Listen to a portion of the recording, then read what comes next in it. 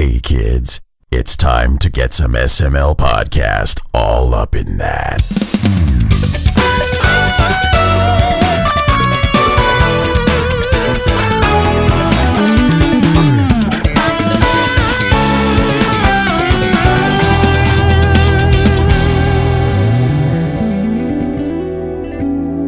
What's up, everyone? This is the SML podcast. I am your host, Joe. Joining as usual, Cole. Cole, how are you doing? I was better till I read the chat. Ian said he was going to go get some ice cream and he's not going to bring any to us. Well, he lives in New York. That's beside the point. You can't be all like, I'm going to get a bowl of ice cream and then not fucking share. You're so greedy. My whole evening's ruined. Do you know what would make your evening better? Tell me. A guest to join us on the show. Yes, please. Would you like that? I do. Who do we got? Joining us today, welcome back to the show, David Bruno of Mastiff Games. David, how are you doing? I am spectacular. How about you two? Well, we already covered that she's pissed about ice cream. So I'd be better if I had ice cream. Sorry. Yeah, do you have ice cream? Would your day they could always ice cream? Cold pack it and mail it as soon as possible. We have the technology. He's got the right idea. Overnight it. Dry ice. Oh my God, Cole, say dry ice. Dry ice. That's mean. Or really cool. That's like 75% of the show at this point. It really is. If you get stuck and don't have anything to talk about, just ask me to say something random. The more vowel-filled the word is, the better it's going to sound. Yeah, a lot of eyes work really well, or eye sounds. I'll put some thought into this. Like the band The White Stripes. White Stripes. Yeah. They perform at 9, I hear. Oh, man. Oh, my Lord. So, Mastiff Games. Lots going on with Mastiff Games lately. Oh, my gosh. Is there ever? We just released, 2 weeks ago, Arcade Islands. I think you guys talked about it in the last episode. Thank you. Mm-hmm. So it was a collection of games, 33 games, mainly focused on, parents, kids style games. That was released digitally on Xbox One and PS4. Then we just announced a release date for the Thai-inspired horror game Home Sweet Home yesterday, which will be dropping on Xbox One and PS4 on October 9th, with the physical version coming to GameStop on the 16th of October. Nobody told me you guys were making Home Sweet Home. I've been sitting here looking forward to this, and Joe didn't say, we're interviewing the Home Sweet Home guys. Surprise. Fucking Joe. You're the one who says that you do your homework and check out websites. I didn't today. I'm old and tired, okay? Absolutely there. I'm old and tired, and I don't have ice cream. This whole day is just shit the bed. Right. But it's a little better because I'm looking forward to this game. And so this interview just went from 9 to 12 in awesome factor. Well, yeah. David, are you upset that you were only a 9 to her? I know, before. What the heck? That's some bullshit. I was tired. No, that's above and beyond my expectations. I was tired, and I also need to apologize because I have some anxiety because I need to apologize for this. When I did the interview or did the review for your guys' game last week for Arcade Islands, I made a mistake, and I said that I thought some of the games wouldn't play unless they had 2 players, and that was a fuck up. Unforgivable. Yeah, and that was and I feel bad for I felt bad all week because I have horrible anxiety. So that's going to haunt me for the next 6 months. But I do want to apologize because I did goof and I don't like to do that during this. Not a problem at all. That's a huge problem. I don't know. Yeah. That's unforgivable. Never mind. You need me back because I talk funny. But yeah, so it's Arcade Islands. We just talked about Home Sweet Home, and then also have Heavy Fire lined up for October. That'll be dropping digitally on Xbox One and PS4 on the 16th as well, with a bit of a surprise physical. I'll save that for later. We got some news about that, and something else too. But that'll be next week. You'll see what's coming. And we also have Pool Elite coming probably early Q1, Q2 next year, which is an online pool and billiards game, probably the most comprehensive one to date. Very focused on online gameplay, matchmaking, player versus player versus computer, player versus player locally online. It's just a massive online pool game. And then we have another one that we have not announced yet, so super secret title coming. That'll be announced soon. Is it going to be a console release of Gurman? It will not be a console release of Gurman. I'm still waiting for that. I can assure you it will not be a console release of Gurman. Though, I mean, we do have that Kickstarter like milling around that we never really got a chance to set to, pull the trigger on and set live. Hopefully, maybe we'll get to that someday, because that would be really cool to see a physical 3DS version. I would still love to see it hit Xbox and PlayStation as well. That would be awesome. I'd be all for that. I mean, it is on PSN, but it's on, what is it? I think it's PSN for PSP Vita, maybe? I forget. It's been a while. And you can always play it on Steam and use Steam Link and play on your couch or whatever, if anybody still uses Steam Link. I don't know. I'm not much of a Steam gamer. Sadly. I love my consoles. I have too many damn Steam games. Like, you see one game in a bundle, and all of a sudden you wanted that one game. Now you have 10. Like, damn, am I ever gonna play these? And like then you cats. See, hey, listen, I do not have a hoarding problem with cats. But if you're hoarding problem with games? Oh yes, very much so. If anyone has ever watched the stream of the show and seen the room behind me, they know that I have a problem hoarding games. Man, you know what I miss? Room of Dooms. Like, do you remember those when, like, in video game magazines, when they like have collector like corners and like Room of Doom, and it would like show people that like walls and rooms just filled like floor to ceiling with games. What happened to that? I don't know, but I would probably be in the running to be featured on one of those. Yeah. The way my collection's going now too. Yeah, same here. I have problems. So we should probably start at the top with all the games that you're putting out and have put out. Arcade Islands just released recently. For the people who don't know what this game is, give us the sales pitch. Yeah, the elevator pitch. So yes. At its crux, at its core, it is 33 kid and family friendly games for up to 4 players. We've kind of gone back and truth be told, I mean, we started out with Party Planet on Switch, last October, November. It was kind of a revamping of Party Planet. So we added a few games. We've completely redone the metagame. There's a metagame aspect. We've redone the whole interface. So when you're going into the game now, instead of kind of scrolling around a planet, you're actually playing across different islands. You're earning. So similar to if you've ever played like a Peggle or a Candy Crush style game, you progress across different lands and different areas. New areas open up as you perform better in certain games or certain levels.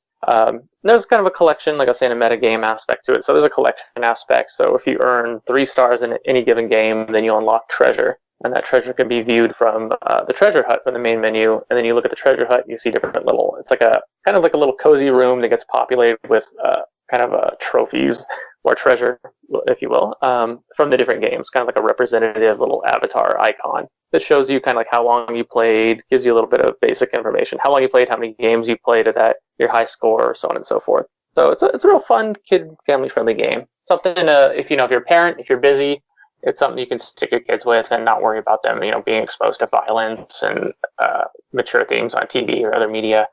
Or if you're looking for, if the console is yours and, PlayStation, Xbox are more core gaming kind of consoles, mature gaming consoles, then it's something you can actually use to play with your kids and kind of bring the family in. Cole, you played with your kids quite a bit, didn't you? I did. This is now my new method for having them resolve disagreements. I'm like, go ice hockey it out and just figure it out. Ice hockey or air hockey? Air hockey. The game's but it's an effective method for getting everybody quit arguing. I used to use rock paper scissors, but this is more competitive and less luck based. So much to the 5-year-old's chagrins, but yeah, I mean it's also something you can reward kids with. I mean it's back to school time also, so give them something. Don't stick a tablet in front of them, and play a game with them. My kids are actually pretty hardcore gamers anyway, even for little kids. Yeah, I was gonna say the last episode, number 1, I think you called her. So yeah. She's the oldest. She's like the most hardcore gamer. Yeah, she wants to be a game developer. And then number 3, she's only 5, but like she can play Super Meat Boy and get through levels. Dang, that's intense. She's a little more advanced than most 5-year-olds for games go. But this was a game that they really enjoyed to play. They were actually playing it again over the weekend, but we have a rule that they're not allowed to play games on school night. So they haven't got to play it anymore this week, but they probably will over the weekend again. They can play it in their room they have their own Xbox, and they can play it in there and just bash each other's brains out in whatever way possible without having to actually worry about there being real blood on the floor. So or on the screen, mind you. Or on the screen. It's a pain to clean. Yeah. It was funny. You could just hear them from the other room just giggling and having a good time, and I didn't have to worry that they were, seeing anything particularly violent or problematic. It was good to just be like, yeah, go play that, and not have to worry about getting on my account and approving them to play a game because it was already kid friendly. Oh, that's awesome. That's perfect. You mentioned the game started off as a Party Planet on the Switch. I did want to thank you for sending us a physical copy of that to review with some goodies inside. I am still sporting the sunglasses that you sent along. Oh, the stun of shades, yeah. If anyone is watching the stream right now, that is where the shades came from. So thank you for those. But how did it go from Party Planet to Arcade Islands? Well, I mean, I think we went out with Party Planet. We kind of learned a few things from that release, and then kind of just adapted. And we kind of had an idea that we were going to push this out, Party Planet, out to PlayStation and Xbox eventually after the release of Party Planet on Switch.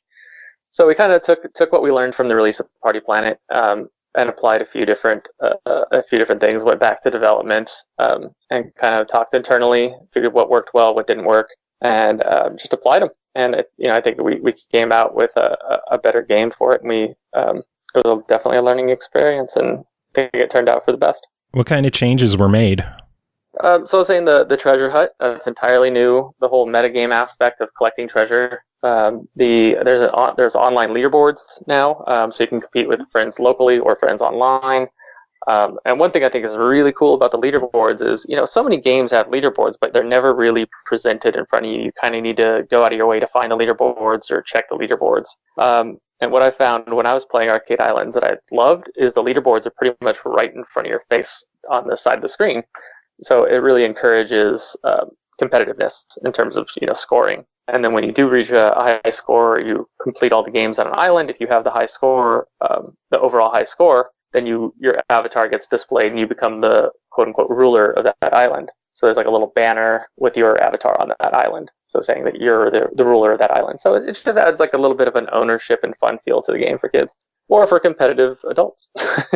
But so we added online leaderboards, 3 new games, a whole new metagame, the collection aspect, as well as a whole new format for traversing and playing the games through islands rather than a carousel around a static kind of planet. You guys went all out in making sure it was an improved experience. Definitely. Yeah, I love the whole King of the Island aspect going on. I am the king of, I think, 2 or 3 of them.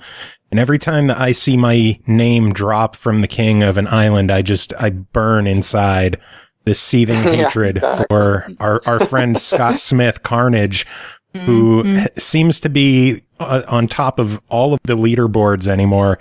So is that who I'm competing against? Because I swear there's like one person who's just dominating all the games. Yeah, friggin' Carnage.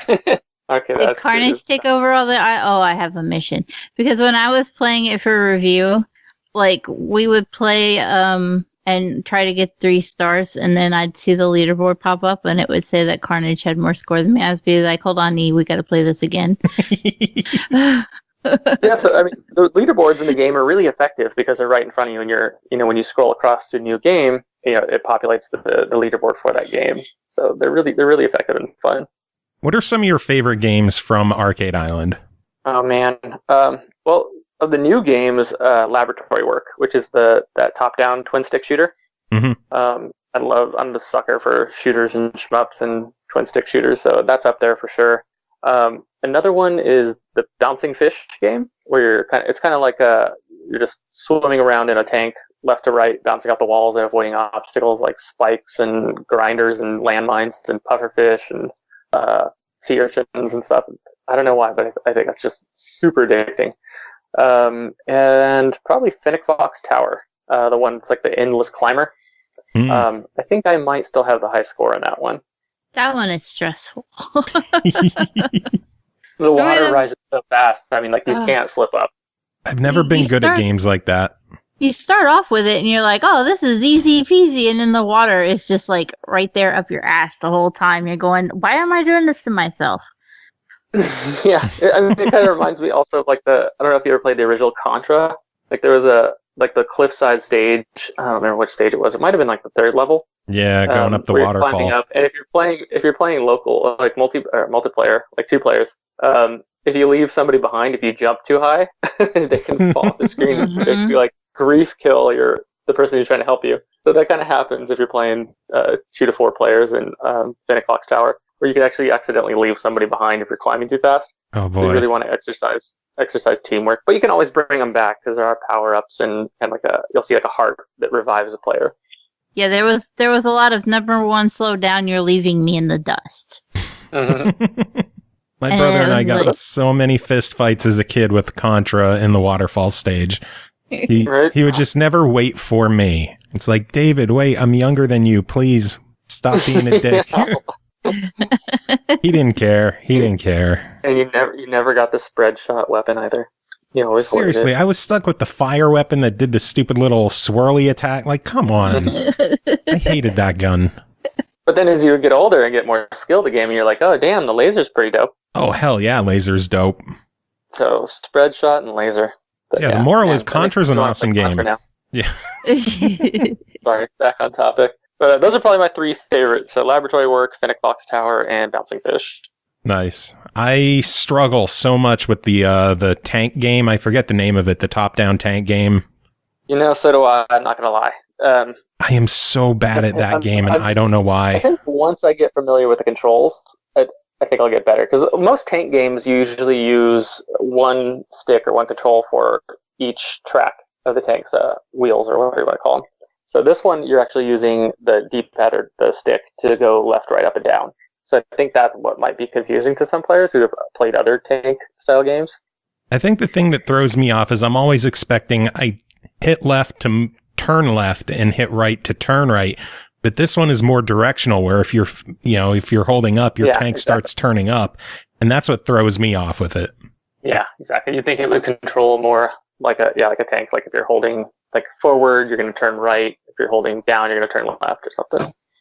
Oh man, still an awesome game though. I really, really enjoyed Arcade Islands. Home Sweet Home though. I know Cole is excited about this one. So yes. Cole, what kind of questions do you have about Home Sweet? Actually, first off, give us the elevator pitch. The elevator pitch for Home Sweet Home, huh? So very Thai. First off, it's developed by YGG, Thailand developer. Developer kind of almost by accident, really. They're first and foremost a very high-end production, like commercial advertising house. So they make, if you've ever seen, I'm not sure if you have, but if you've ever seen a Toyota, a Nissan, a car commercial that uses like high-end CG and such, they that's pretty much their forte. That's what they do. One of the guys that's on the team is really, really, really big into horror. He loves Silent Hill and Resident Evil and horror games, horror films. And he wanted to make a Thai-inspired or Thai-themed horror game. So they kind of collectively pulled together. And generally, when you're developing a game, you start off with programmers. Then you find, your composers, you find your riggers, your level designers, your artists. So they wound up doing the complete opposite, where they had all the artists and they needed to find programmers. And initially, what a lot of people probably don't know yet about Home Sweet Home is it started off as a mobile game. So they went about... They outsourced for programmers, found programmers. They started putting everything together. The game was in development for mobile for about 6 months, and then they entirely scrapped it. They just weren't satisfied with it. It's like, you know what, this doesn't contain the look and feel and direction that we really want or that it deserves. They scrapped it after 6 months of development, started fresh, and kind of using the same themes, the same lore, and developed it for Steam. So it was released on Steam last fall in 2017. had a lot of good pickup. I mean, there's a bevy of, if you want to spoil it for yourself, there's a bevy of YouTube walkthroughs and Let's Plays. And but I would recommend, if you want to check it out, there is a demo available on Steam right now. Scarier than hell. So very rooted in Thai mythology and lore and beliefs. So to give you the summary of the story, you're playing as a guy named Tim, a middle-aged man named Tim. Tim's wife goes missing prior to the story kicking off, so she's been gone for about two weeks or so, say. He's just kind of on a bender. I mean, he's really depressed. He's at his wit's end. He can't find his wife, can't figure out what happened to her. So one night after, a bender, he wakes up and he's not in his home. He's in a completely different area. But unbeknownst to the player at the time, he awakens in the spirit world. So he's trying to piece together clues about where he is, where his wife went, and trying to avoid evil spirits that are hunting him. These spirits are based in Thai mythology and beliefs, so kind of where you would go in the afterlife, so your actions, it's kind of karma based. So your actions in the real world will dictate where you go in the afterlife. And so he's encountering a lot of these spirits that basically did wrong in their physical world. That sounds really cool. It's creepy as all hell. I am so enamored. I mean, I've learned this is my jam. Just by playing the game, I mean, I've learned quite a bit about Thai mythology and lore and beliefs. It's really cool, and I hope players will, pick up a few things about the culture as well. Like, if you do harm to elderly or your parents or something, you could come back as a preta, which I don't know if you've seen any of the screenshots or the video. A preta is a very big, tall, lumbering creature with like a pinhole size mouth. So it's very angsty and angry, and it can't feed or feast or eat, and just spends its life walking around moaning and hungry. So you'll wind up as one of these creatures. I don't want to wind up like a creature. So kids, listen to your parents. What was that? But I say so kids should listen to their parents and behave their parents. Yeah, freaking kids. Yeah, it's the first in a series, so it does end on a major cliffhanger. But 2 and 2 will pick up from there. I can't say much more about 2. Oh. Is 2 already on Steam, or is it in development still? The developer, it's still in development. The developer has teased 2, the sequel, but we haven't said much about that yet, or who knows when or who will, pick that up. So, Cole, what kind of questions do you have about this game? I was just wondering how you go from making a game like Party Planet and Arcade Islands to publishing something like Home Sweet Home. Yeah, exactly. It's because, you have to get on here and preach about the family-friendly aspect of Arcade Islands, and then you're like, by the way, now you're going to be reincarnated as a Thai demon monster. Yeah, it's, Mastiff's been around for about 16, 17 years now, and I think this is probably our current 2018-2019 slate is probably the most diverse slate that we've ever had. I mean, there's a military action shooter, there's a horror title, the kid-friendly party style game. I mean, and then a sports billiard style game. We're just all over the place, which is great. I mean, it's great to have variety. But yeah, you nailed it. I mean, going from Party Planet Arcade Islands to Home Sweet Home. I mean, the two couldn't be more opposite, on the other ends of the spectrum. But me being a big horror fan myself, I am super excited for Home Sweet Home. Like, it feels so good to be working on a horror title again. I mean, the last horror title I think I probably worked on was Deadly Premonition, Director's Cut with Rising Star and Swery. Oh, and you worked on that? Yep. Nice. Well, to the degree of, PR and marketing stuff, but none of the fun programming and developing stuff. Swery's the mastermind behind all that. We have a question from the audience in the chat room saying, how many different monsters are there in Home Sweet Home? And are there going to be choices in the game that determine the ending, or is there just one ending? It is fairly linear. So it is very narrative, story driven. And it is linear. So you're not going to, if you miss a pickup or something, you're not, SOL, you're not going to miss out on getting the good end versus the bad end. So one ending, in terms of how many evil spirits you'll encounter, I believe in Home Sweet Home there are 4 or 5. Two, without giving too much away, two will pose major threats. The other two are almost kind of like your, I want to call them search, or like watchdogs of sorts. I don't want to give too much away, but about 4 or 5 different evil spirits you'll encounter in the game. Nice. For someone who is kind of averse to horror stuff, what would you say to convince them to try this game? I think they'll love the story. I mean, if you're scared and if you're scared easily, I think it's definitely something that moving from PC to console, it opens it up to a shared experience. Usually, when you're playing PC games, while generally you're sitting at you're behind your computer screen and monitor, and it's a solo experience unless you're playing online. Something like this lends itself nicely to that shared couch experience. So if you're with somebody, it kind of eases the stress of being terrified, or it enhances it, and it's more of a fun social experience. But definitely the story is really, really engaging and really interesting. I think that will hopefully draw some people in on its own merit. Nice, because I'm not huge into horror stuff, but my wife loves it, and this might be something fun for the two of us to play together. Yeah, because I mean, it's certainly not like I don't want to shots fired at Michael Bay, but it's not like it's not an American story. It's not like a Michael Bay film where it's not like, oh my gosh, we should totally do this, and here's why. It doesn't put the story right in front of your face. So you'll hear radio. There's radios in the game you'll come across, and you can listen to certain excerpts or new police reports that kind of elaborate on the story. And you'll find like newspaper clippings and diary entries from your missing wife, and you start piecing together who's who in this game, and what they did in their previous life, and what they what's become of them in the afterlife. So it's really interesting. It gets pretty dark, but it's very interesting. Is the story fairly definitive, or is it one of those where like it can be left up to interpretation to the player? It's a good question. Actually, there are some unanswered. There are some things that go unanswered. Mm-hmm. So those will be kind of left up to interpretation. But with some of the characters, you will kind of come to a conclusion if you're following the story on what happened to them. Some of the stuff is kind of in front of your face. Other things, not so much. But yeah, it won't hold your hand through the whole story. It's not gonna, like I was saying, it's not like a Michael Bay film where it's not dumbed down for audiences. It's definitely well written and well told.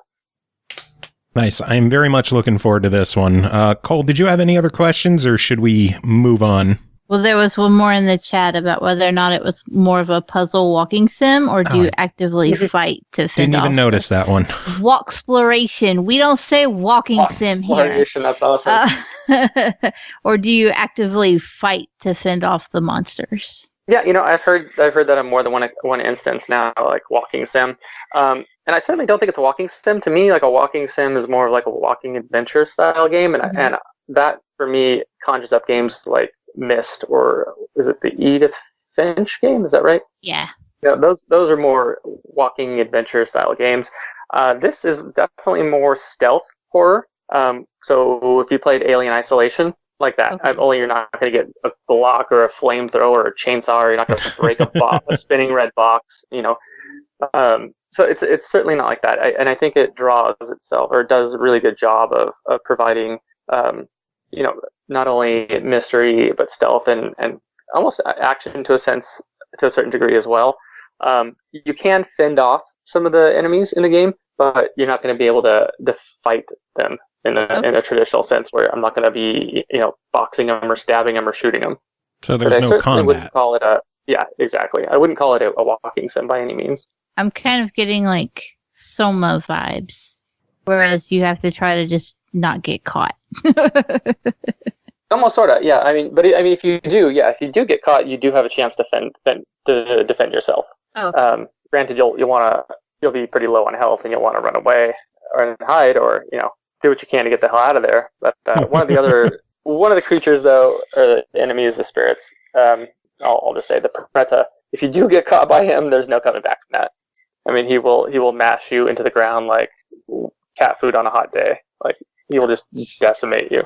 That's a new saying. Cat food, right? Smash like cat food on a hot day. Well, wet cat food, I should say. I like that. I thought I had good redneckisms, but that one's pretty good. Damn. I'm gonna have to put that one in my repertoire. Is David an honorary redneck now? Yeah. Dude. I How did do love you this, yeah, say Ford truck? Ford truck? You broke up. You gotta try it again. Did you say Ford truck? No, far. Fire Like Truck. Fire. Fire Truck. Fur truck? Fire truck? Uh-huh. You had it right truck. first time. Yeah, Ford truck. Fur. I don't know. We will have to work on him a little bit. He might be able to become a redneck. I'm showing redneck potential. Sweet. Yeah. We'll get you there. We'll get you. But yeah, definitely excited for it. It's available for those who want physical. It is a pretty limited run. I don't want to call it a limited edition, but it's a pretty small run, to be honest. So if you're a collector and you want a physical edition, I would definitely urge you to pre-order at GameStop as fast as you can. That sounds so seedy, but it's true. So if you want physical, get on physical while you can. Is it going to be physical on both platforms or PlayStation only? Yeah, for the Xbox fans, sorry, Cole. I wish it was physical on Xbox, but physical on PS4 only at this time, and exclusive to GameStop. Oh. So that's why you got to pre-order it at GameStop. No Best Buy for you, With the Joe. PlayStation. Yeah, that will come with PlayStation VR included too. So you have the base game and you have the VR edition of it too. Oh no, VR? Oh shit. Yeah, we didn't really touch on that, did we? Yeah. Joe is streaming this shit now. He doesn't know it yet, but he is streaming this shit. Oh god, I'm gonna be. You have a PlayStation VR headset then? I do. I haven't hooked it up since we moved, but I'm just sitting on the thing, waiting to. This might be the reason to bust it out. It was the first. Home Sweet Home was the first game I played in VR. Man, that was a happy mistake. It was scary as hell. That's a pretty harsh way to throw yourself into VR. Yeah, no breaks at all on that one. Oh man, how does it handle locomotion? Is it like teleportation movement or is it free movement? Free movement. So, and you're not using the PS Move controllers, you're using the regular 6-axis controller. Oh, okay. Sorry, the DualShock 4. So you're using the DualShock 4 in conjunction with the headset. So you can play, and they're both. It's both the same. It's the same game. So you can play it in VR. You can play it without VR. Oh man, I'll have to get ready for the Fear P. Yeah. Anyway, moving on. The next game to talk about. Oh my god, it's like I'm doing reviews. The next game that you're here to talk about, Heavy Fire Red Shadow. Elevator pitch. What is it? It is the latest or the next installment in the Heavy Fire series of games. I think this is the technically the fifth or sixth Heavy Fire game. Yeah, there's been quite a few of them. Two of the most prominent ones being Heavy Fire Afghanistan and Heavy Fire Shattered Sphere. Both available on PSN as well as Steam. There was even one on DS, I believe. That was a while back, though. So it is a fixed position, 360-degree turret shooter. So if you've ever played or ever heard of a game called Beachhead 2000, it used to be in arcades. It had like the yellow dome-looking thing you pulled over your head and you kind of rotate it around. It's similar to that. So you're a fixed position turret. Kind of holding a kind of like not a stronghold, but what's the word I'm looking for? Basically, you're holding a line, and there's waves of enemies that just come rushing at you. It's really, really adrenaline fueled, really relentless. So you have power. You can power up your player, level up your player through skill points or skill promotion points, and then so you essentially have your turret, which is your main weapon. Then you have a rocket launcher as well. And you can call in supply drops. You can call in ground troops to help you out. You can call in supply drops via, additional health or rockets or ammunition. You can call in infantry. You can call in airstrikes. You can call in attack helicopters. All sorts of things. So that'll be coming in October. There's 8 levels. So it does have a campaign, and then after you beat campaign, then the endless mode is unlocked, and that is just pure chaos and hell. I mean, it is just unrelenting. Enemies swarming you. There's like beach landings with boats you have to worry about, and all sorts of vehicles. It's just nuts. So it's something that you're playing, and the entire world around you kind of just drops out because you're so tunnel focused on just decimating everything on the screen. Sounds intense. Also in VR as well. Oh god, another VR game. Yes. You say that like it's a bad thing. I just know that when we get VR stuff for review, I usually stream it, and I'm worried about Fear P with Home Sweet Home. And so I wonder if any of that would carry over to Heavy Fire, where I'm just ambushed by enemies. Yeah, with a static position, it controls really, really well. I mean, I think we've gone over just about everything we possibly can with a fine-tooth comb to ensure that the VR experience is as good as it possibly can be. And there's no lateral movement in this one also, which makes it a bit easier. So you're just kind of like aiming, looking up and down, left and right around your environment, and still controlling the turret, the gun with the controller. Like so you're able to play it, by itself with the controller, or by itself with the VR headset and controller. So it's the same game with or without VR. Does it work with the Move controllers? No, just the DualShock 4. All right. This is the series' first game on Xbox as well, isn't it? It might be. You might be right there. But, I mean, it's actually been a while since we've actually Arcade Islands, it's been a while since we put anything out on Xbox, sadly. I think the last title might have been, was it Bandfuse? Does that sound right? Oh, man, I totally forgot about Bandfuse. I think it was Bandfuse. But, yeah, it's been a while since we put anything on Xbox, so it's nice to return to the platform. I mean, they've been nothing but helpful and amazing. Well, it's good to see Mastiff putting games back on Xbox. Now, I just have to hope for Guruman 3D to show up on Xbox.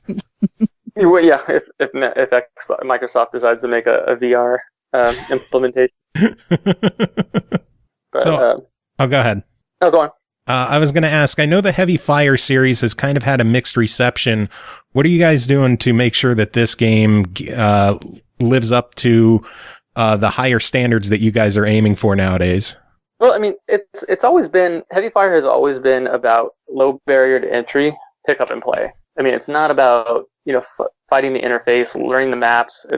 Heavy Fire's never been about that. So if people have gone in, maybe that's our mistake in messaging, but it's never been about, a serious action shooter with, esports tendencies and multiplayer, online matchmaking. It's always been about a very low barrier to entry, pick up and play, enjoying kind of, blast everything inside action game. The previous entries to the series were on-rail shooters. So if you're not familiar with that term, it's basically like you're on a roller coaster. So you're on a set path and you kind of have free range or liberty to look around and aim and shoot. So similar to a game like Time Crisis or something. So this one, what separates it from those is that static fixed first-person view. There's no lateral forward, backward, left, right movement. You just have to worry about everything coming from you in 360 degrees. Just a stationary wave shooter. Yeah, stationary wave shooter. Do you want to boil it down to that? Yeah, stationary wave shooter. Hey, that works for me. I love wave shooters. Does that increase or decrease the potential for motion sickness? I think it decreases it, really. Damn. Joe tends to get motion sick. That's why I ask. Oh, he's evil. She just wants to watch me suffer. Yeah. Gosh. She's evil. That's how you know I'm your friend. Go to hell. But we've play tested it internally and externally, and it's definitely something that's it's a lot of action in a place or an environment where you don't have to worry about carrying your teammates or kill to death ratios and all the tedium of other more core military style shooters. Nice. So what made you guys make the change from an on-rail shooter to a stationary shooter? It was never intended. I don't think it was ever intended for us to make Heavy Fire Red Shadow as an on-rail shooter. It never. That was never in the deck for us. It was always a fixed position 360-degree shooter. I don't think it was ever. Yeah, but we never really optioned it as an on-rail shooter, just to keep everything pretty straightforward, simple, and keep the action intact. So you don't have to. You're not worried about another on-rail style shooter. It fit the design better, I think, is the best way I could say it. Gotcha. I appreciate that you guys are aiming for more approachable pick up and play games than complex, complicated stuff. Well, that and truth be told, they're not games that are going to break your wallet or break your budget. They're all mid-range kind of priced games. They're all. I'm not going to certainly don't want to discredit them. they're a great value for the price, I think. Which is good. I would hope so. I think you accidentally slipped and mentioned there might be a physical version of this one earlier. Is that something that you're waiting to confirm? Of which one? For Heavy Fire. I have no idea what you're talking about. Nothing. I have no recollection of this. That's the uncomfortable button you hear being pressed, Joe. Hypothetically, if there were one to exist, would that be a PlayStation only thing as well? I have no idea. I'm trying. You can't fault me for trying. It's okay. You got my palms sweating. Like, oh shit. It's okay. No one listens to the show, so your secret's safe. Oh, I'll give yourself some credit. People do. Last game that you mentioned is. I'll say we are planning on something physical for Heavy Fire Red Shadow. Yes, I'll leave it at that though. Platform, everything else, I'm gonna keep quiet. You'll find out soon. So there's plans, nothing confirmed. Bingo. There you go. Anyway, the last game that you're here to talk about is called Pool Elite. Tell us about this one. Oh man. So what I kind of glossed over. We're probably going to look to release this in Q1, Q2 next year. It is the most comprehensive billiards and pool game to date, I think. A lot of other titles, it's just you have your core 8-ball, 9-ball, and then there's your DLC packs for carom, snooker, 3-cushion, yada yada. This one has everything included from the get-go. It's very focused on tournament-style play and online matchmaking, so player versus player play, ranked matchmaking. It has an ELO-based rating system, so if you're not familiar with ELO ratings, it will match you based on your skill level, almost to the T. So if you're performing at a higher level, it'll match you with a higher level player that meets your skill level exactly. If you slip a bit, it'll drop you down to where you need to be. But it is a multiplayer online pool and billiards experience. There's everything. This game has everything in the kitchen sink. So there's 3-cushion, carom, snooker, 8-ball, 9-ball. Not to mention there are also equipment elements too. So if you're playing against a computer bot, we've eliminated these from PvP or ranked matches because we don't want anybody to have an advantage or an edge by using equipment or paying, basically a pay-to-play style system. So we're being very cautious of this. But you will have items that you can purchase as you upgrade and level up your player profile, such as like chalk, cue sticks, glasses, watches. These all help you in the game. So it'll extend like your aiming or your sight. It'll extend your sight so you can make better, more accurate shots. It'll give you more time on your timer before it's the other player's turn. There's trick shots, mini games, everything. It's the most robust pool and billiards game to date. Damn, that sounds awesome. Yeah, I'm pretty interested in this. I think the coolest point and the coolest aspect to me is it's developed by Elite Game Studios in Turkey. And these guys are really, really, really big pool and billiards fans. One of the guys is actually a former champion, regional champion, and they worked with 2 world professional pool players. And so, a lot of games tout that they have our physics are spot on, blah blah blah. So not only are the physics in Pool Elite spot on, and we're using physics, NVIDIA physics, but we've also tuned the game using 2 world-class champions. So they've spent countless hours with this game to make sure that everything feels right. So if something doesn't roll right, if something isn't bouncing right or hitting right, then they're there to correct it. So they've dumped countless hours into this game to make sure that it feels and plays like pool and billiards should be. So can you say that they're going balls out with the game? They are going balls to the wall. Fuck off, Joe. I deserve that, and I accept it. And, it's also new territory for us too, because the style of gameplay, just focusing with online kind of a gameplay elements, it's something that's really new to Mastiff. So we want to make sure, and we had it tentatively set for release, in fall. Earlier this year we had released a teaser for our summer fall lineup. And Pool Elite was in those titles, but we want to make sure that we're getting this right. We want to make sure that the game plays and feels and like it should, and not only that, but that it's a rewarding experience for the player too. So we postponed that, and that pushed us out to early Q1, Q2 next year. So we think it'll be a solid experience by that time. Hey, it's better to have a good game at launch than try to patch it and fix mistakes. Yeah, because then you completely miss your audience, and by that time it's just a stick in the mud. Yeah. Will there be, since there's a multiplayer aspect, will there be like character models? That's one thing we talked about, and we don't really have anything set in stone just yet for that. Okay. But it would be nice, and I agree with you, it would be awesome if we could get some sort of like an avatar system. Right now, there isn't. So you don't have like your own room, whatever, or your customizable avatar, blah, blah, blah. Even though, you can purchase equipment for your player, you don't have a physical representation of a player character in the game. Okay. I just want to be able to play as a chick. So, and that's a funny thing, but in pool games, very often there are not female character models if there's a character model at all. So I just wanted to like push that in there, like, hi. Interesting, because I'll say one of the most prominent pool players is Black Widow. Yeah. I mean, she's a kick-ass pool player. Yeah, it's just one of those things that I don't know if maybe it's the same argument that Battlefield used to give, that it was just too hard to make an extra character model have boobs. But it's something that I've noticed. My husband loves pool games, and I've played them quite a few times, but they're not my favorite, and it's usually because of that lack of customization option that I'm just like, eh.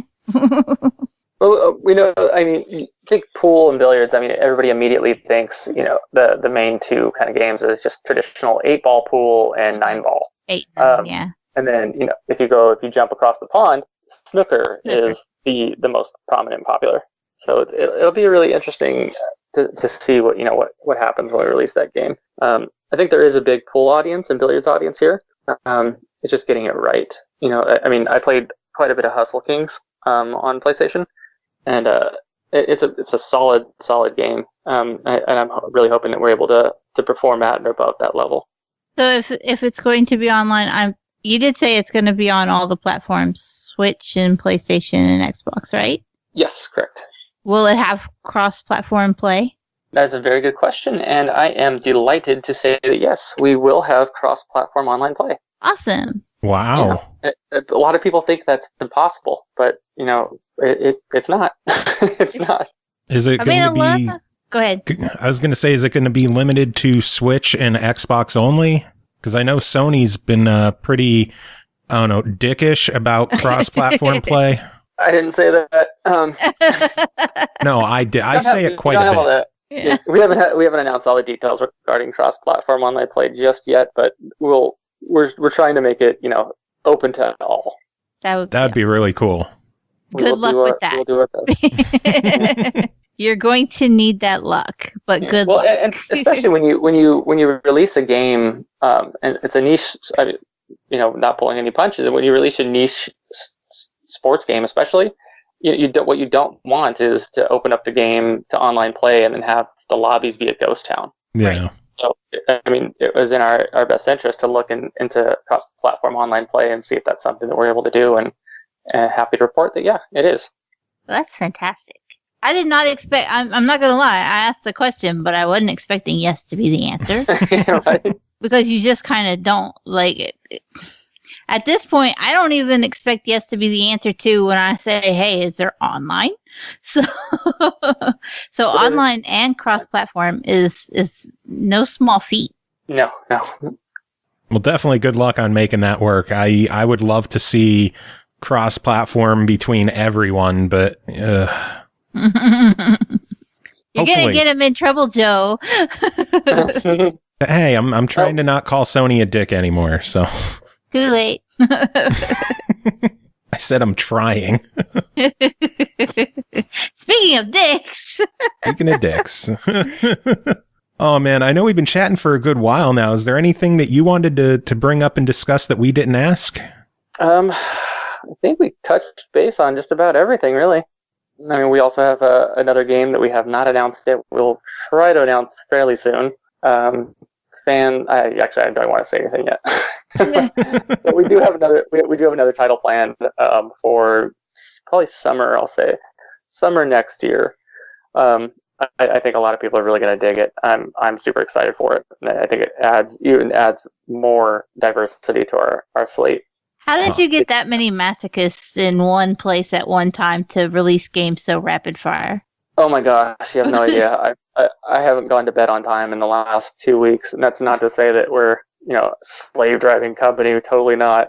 We're a really small publisher for being around for 16 years. I mean, I don't know if we give off a bigger presence, but I mean, we're a really small publisher in terms of employee size.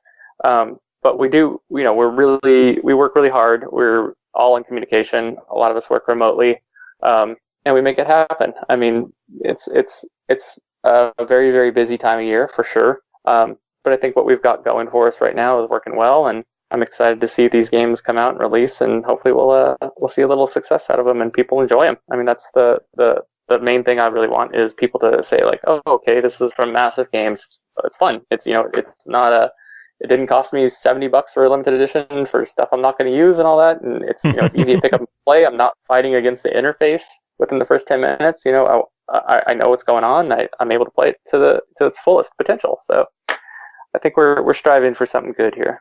And in the case of Home Sweet Home, hey, I shit myself in fear. Yay. Yeah, little fear pee. We're going to have to upgrade from fear pee to fear poo. Just clench the entire time you're playing. Just clench, yes. That's a bigger problem for Joe than for me, is all I'm going to say. Maybe we'll change that to our tagline for the game, just clench. Mastiff Games, just clench. Yeah. You're welcome, and we're sorry. It's like EA Sports, it's in the game. Mastiff Games, just clench. Yeah, clench it.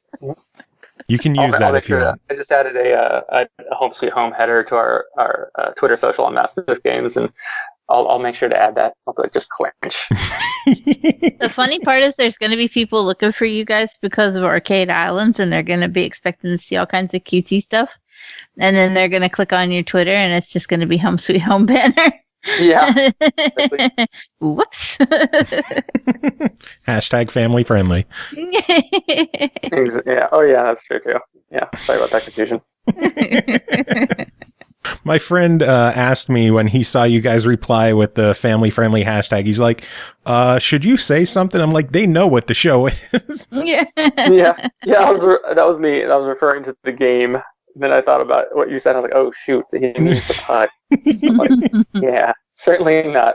There is absolutely nothing family-friendly about a review done by me, ever. One of these days, we'll go for a G-rated episode. I would bite my tongue off before we got through the intro.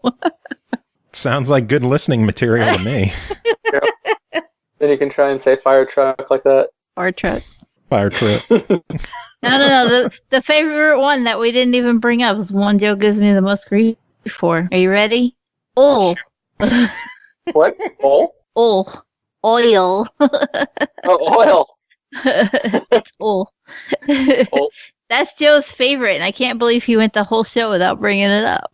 I try to just let you go at your own pace anymore. The terrible thing is that I've been married to Dee for 17 years. God, I just aged myself. But the terrible thing is that his mother still laughs anytime I say something funny. And I just look at her, I'm like, it's been 17 fucking years. Why is that still funny to you? Her favorite is 5. That's the one. She'll be like, what time do I gotta go get the girls? 5. Also, fuck you, but I can't say that to you. Well, it's out there now. Yeah.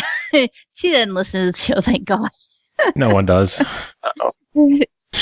But I have a question for you guys. If you could, totally hypothetical, if you could make one cool tchotchke or promotional item for Home Sweet Home, what would it be? Ooh. Or for the man. audience? Just any kind of like in a collector edition type of scenario? I mean, like something to give out on social, something collector's edition, not that there is one, but yeah, just if you were able to make one promotional item or tchotchke, kind of like piece of swag, whatever, what would it be? Okay, mine's going to be a little elaborate. Bear with me. Have you ever seen what's called an amigurumi doll? And a what? Yeah, an amigurumi. I think I'm pronouncing that right. I'm probably rednecking it. But basically, it's a really tight, tiny crochet knit. And I have a friend who makes dolls using these this knit, and she just makes these incredibly insane, detailed dolls. Like number 3, all of her stuff is Alice in Wonderland themed, and for a reason that nobody on the show gets, because I call her number 3 on the show.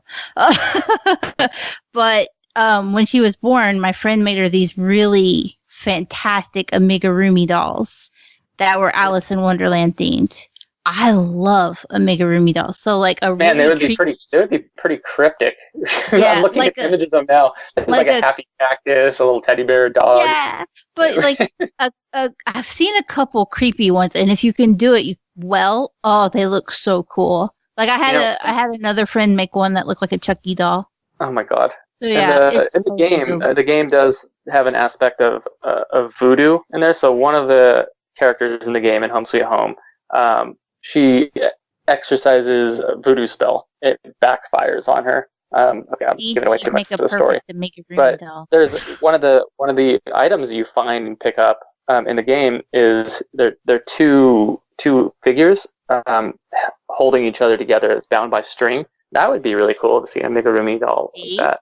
I was going in a different route. One of the screenshots shows a doll filled with nails, and just do a plushie of that.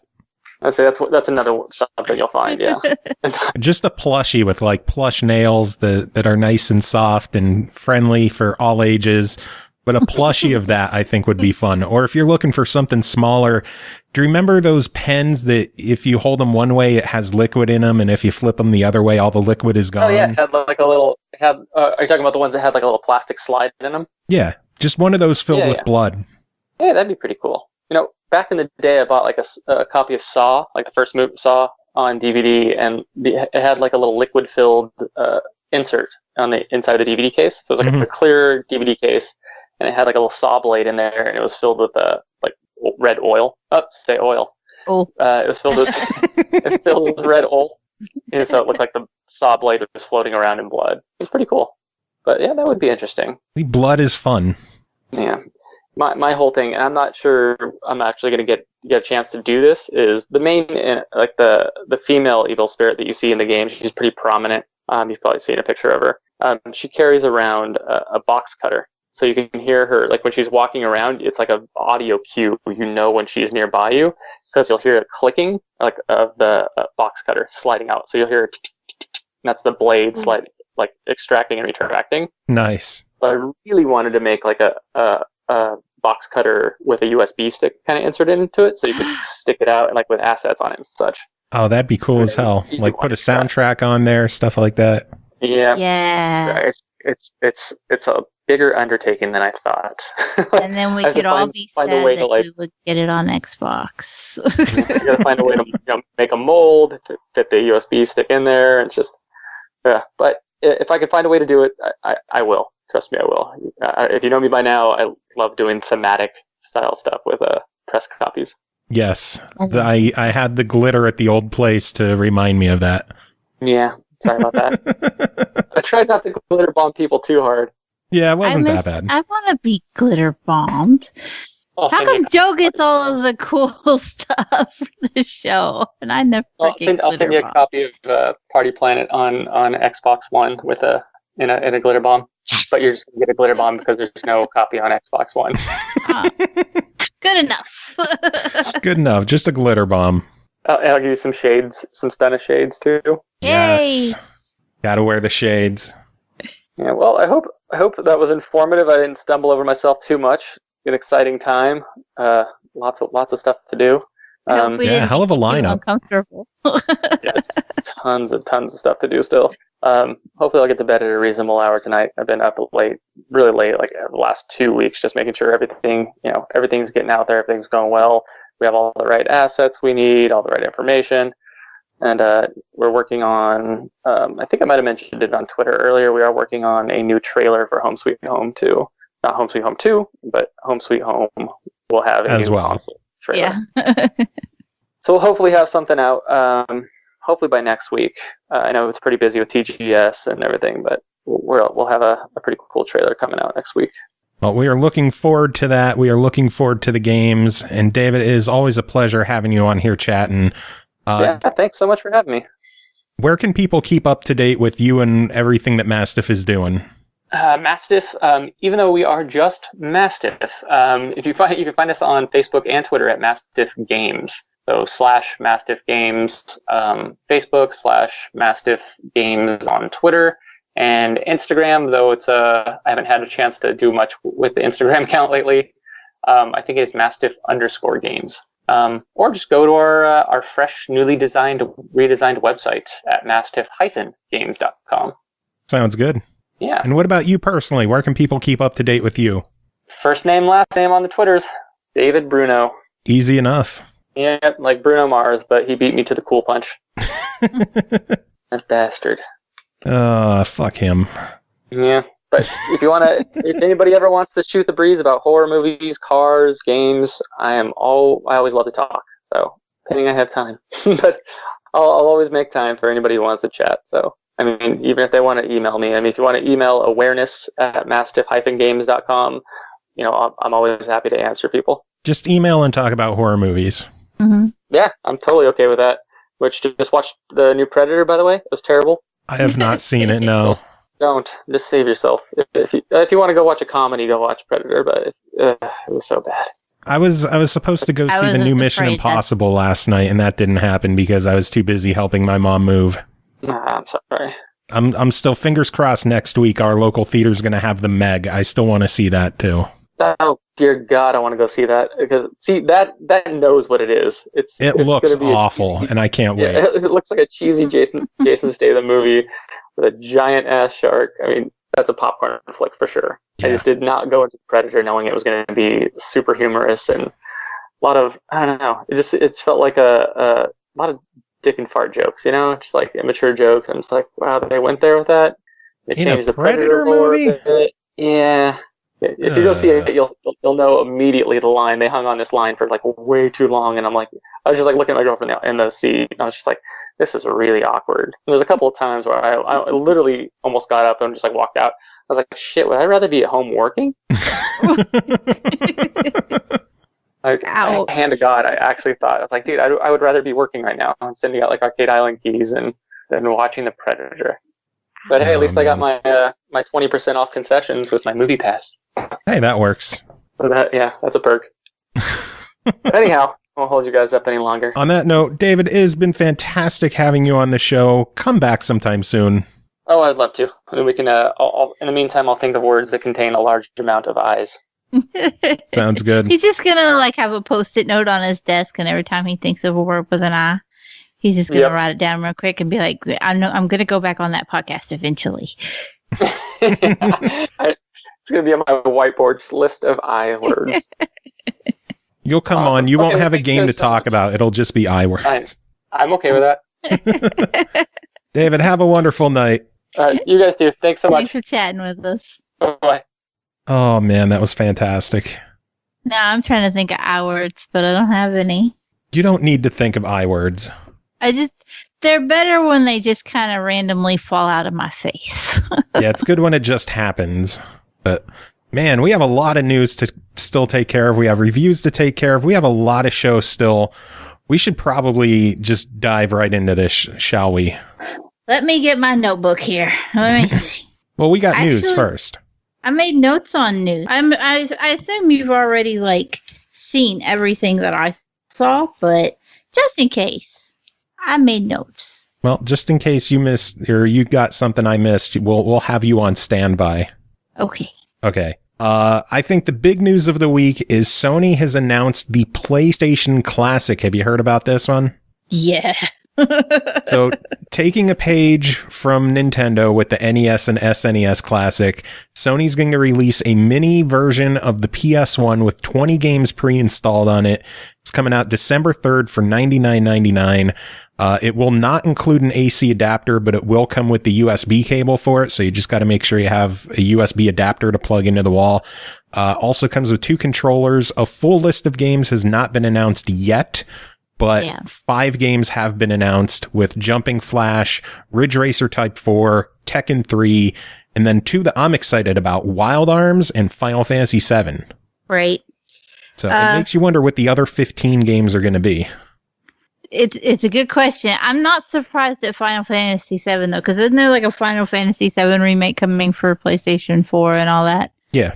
Yeah. So that was kind of a given that it would be on there.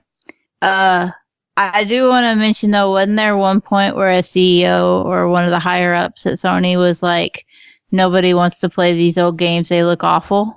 Yeah, so instead they're releasing these old games. And in the case of something like Jumping Flash, oh my god, that game looks fucking awful these days. But it's still going to be on there. That come back to bite him in the ass. People don't want to play old games, so here's a $100 system with old games. I'm excited for it. I loved the PlayStation 1. I thought it was an amazing system. It has one of the greatest RPG lineups imaginable. I'm excited for this thing, and I'm excited to see what other games are going to be on it. I'm sold on Final Fantasy and Wild Arms alone, honestly. I'm Googling something real quick before I make the next statement that I want to make. I'll wait. I'm now you're gonna make me nervous though. Making. Are you still looking? Was Parasite Eve on the PlayStation 1 or was it 2? Yes. Both of them were on PlayStation 1. You could have just fucking asked me instead of Googling. That's why I gave up. I did try to Google it and I couldn't find it. So here's the thing that I was going to say. I only give a fuck whatsoever if Parasite Eve is on it. That one might be a bit too niche. I know, but I would pay $100 if it had Parasite Eve. Because I've been on a kick lately. I know I've said it in the past few shows where like, if there was a remaster of that game, if there was a remake, if they just brought that motherfucker back and put it on an Xbox, will never happen, I'm sure. But if they did, they could charge whatever they fucking wanted, and I'd sell my husband on the black market to get it. Nice. Because I have an attachment to that game that I can't justify. See, we're at the point that I think Square Enix could release their own PlayStation Classic of just PS1 games, and they would fill it with 20 classics. Yeah, and they'd probably be pretty good ones.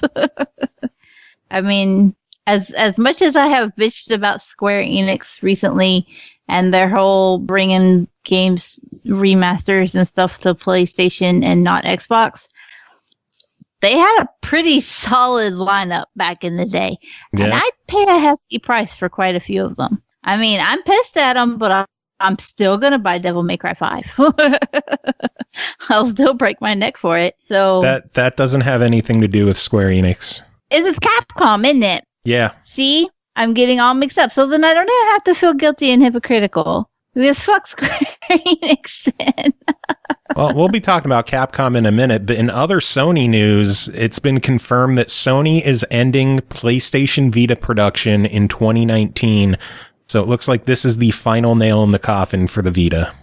For some reason, I thought that had already happened. In America, they ended it. This is in Japan. Okay. So they are completely finished next year, which is a shame. When you said it, I was like, but that happened. So that actually missed I should have clarified in Japan then. It was a thing. But yeah, that's pretty much, it's uber dead then. Yeah. When they stop selling shit in Japan, that's when it's fucked. Yeah, which it's a shame. As much as I harp on Sony and I have my issues with the PS4 and I think the PS3 was garbage as well, the Vita is an amazing handheld and it has been ignored by Sony for far too long, and now it's just being unceremoniously dumped for good, which is a shame. Yeah. It's a little weird how everybody kind of attached to the Switch because of the handheld aspect and like lost their shit over it and how wonderful it was that it could be a regular console or a handheld. And yet it seems like Sony and Microsoft are both just like, what's a handheld? Yeah. And it's like, but everybody has handhelds in their pockets as their phones and tablets and the Switch and that's clearly a market that is feasible. Yeah. So why does it not get any love from the major two console? Because Nintendo's got that shit on lock. I wonder though if the lack of options has to have some kind of effect on that though, right? I don't know. The lack of options was supposed to be filled with the PSP and the Vita, and both of those were shelved. Wasn't the PSP awful though? It had ups and it was an amazing RPG machine. Okay. But again, that's realistically in the US, that's a little more niche. Like for all everybody hollers, I want more RPGs. It's still not the bulk of the market. Yeah. Not to say they're not successful in that there shouldn't be more of them, because there totally should be, but it's not a large enough share of the market to justify having a machine that's really good at RPGs and not much else. Yeah. But I don't know. I just feel like there just needs to be a little something more to push. The market needs a little innovation as far as handhelds go. Yeah. Look how much everybody lost their shit when there were rumors of that Xbox handheld. Yeah, it'd be cool to see some kind of portable Xbox, but I don't think it'll ever happen. I think if anything, we might see some Microsoft properties show up on like the 3DS, or if Nintendo puts out a new dedicated portable. I don't see anything showing up on the Switch, as cool as it would be, but I don't know. I don't see Microsoft trying to compete with Nintendo on handhelds. Gamerscore whores need to make a bigger ruckus about Gamerscore on the go. Hey, they tried with Windows Phone and no one gave a shit. They did, but I keep saying I feel like, but it really just seems to me like the Gamerscore community is not large enough to make a ruckus like that on their own and get away with it. No. I don't know. Other news, you mentioned Capcom before. Capcom Vancouver, the development studio behind the recent Dead Rising games, has been shut down, with all future projects, including a presumed Dead Rising 5, canceled. No word on what this means for the franchise, but it's always a bummer to see studios get shut down. It is, and it seems like it was kind of just out of nowhere. I remember seeing a tweet like, "Oh, hi, I was part of Capcom Vancouver and I need a job now." Yeah. And I was like, what? But yeah, I imagine Dead Rising is... I don't think Dead Rising 4 did very well, did it? I guess not.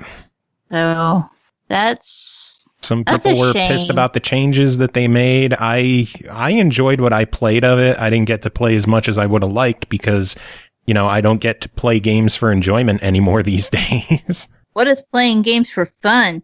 I never played Dead Rising. I've not played any of them. You should. I know. I like zombie games. I don't know what it is. What the fuck are you waiting for? I don't know. Like, I see it and I go, oh, that's a thing I should play. And then I keep scrolling. Oh, man. Let's see. What other news? THQ Nordic is continuing its purchasing spree as it picked up the rights to real-time strategy game Active War and horror series Alone in the Dark from Atari. I'm pretty excited about Alone in the Dark. Because horror, imagine that.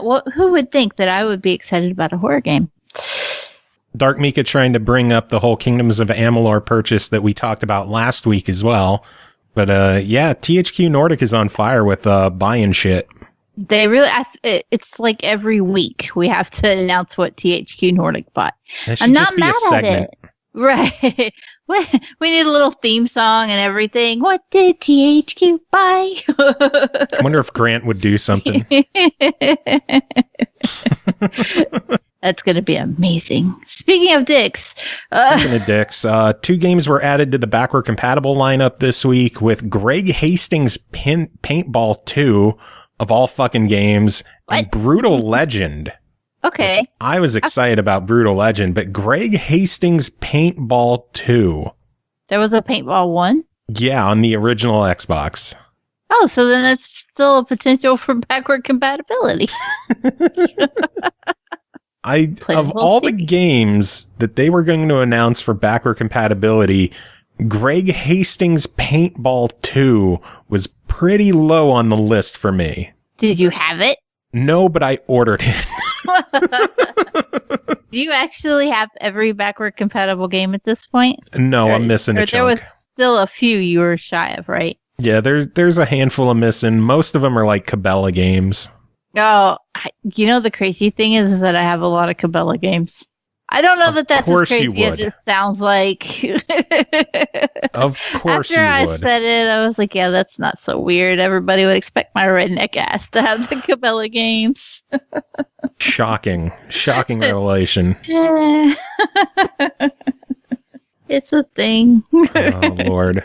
Last bit of news I have is it was announced 4 games are going to be leaving Game Pass at the end of September, with Maldita Castilla EX, Curse Castle, Saints Row, Gat Out of Hell, The Bug Butcher, and Tower of Guns all leaving Game Pass. Tower of Guns is a relatively easy completion, is it not? I don't know. I feel like I that's like the 8th time I've said I feel like, but I'm pretty certain that Shiz and them have said that that's an easy completion. So you probably want to hit that if you haven't. I need to remember to hit that, but what is it to play games on that you chose again? With what? Like when you what's it called when you get to choose a game to play instead of being told? I don't know. I don't either. That's the point. There was this thing, I don't know, Once Upon a Dream. I think it was playing games for enjoyment. Oh, that sounds awful.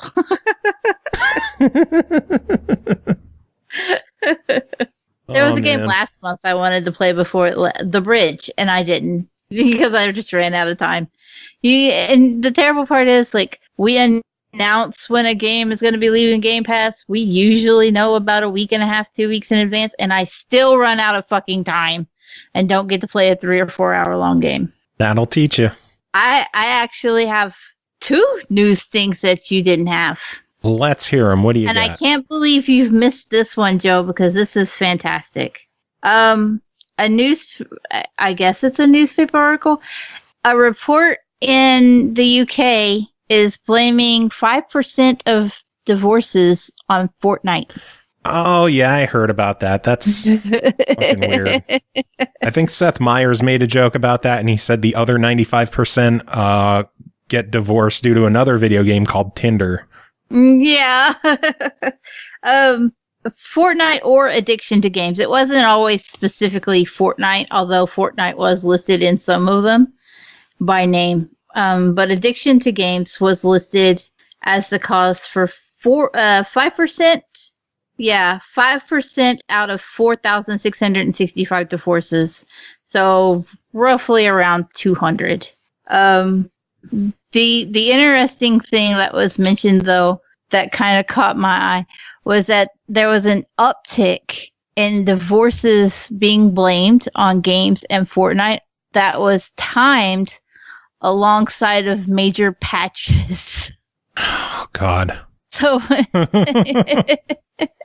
so you were more likely, which is funny because if you've ever had Fortnite installed, that motherfucker updates like every 3 days. It does. I always see that in my recently updated list. I haven't played it in like, I don't know. How long has it even been a thing? It's been a good 8 or 9 months. I haven't played it since like a few weeks after we covered it on the show. And that's because for some reason, the review code that I had didn't work right. And it was telling me I didn't own the game. Apparently a lot of people ran into the same issue, but I just never gave a shit afterwards.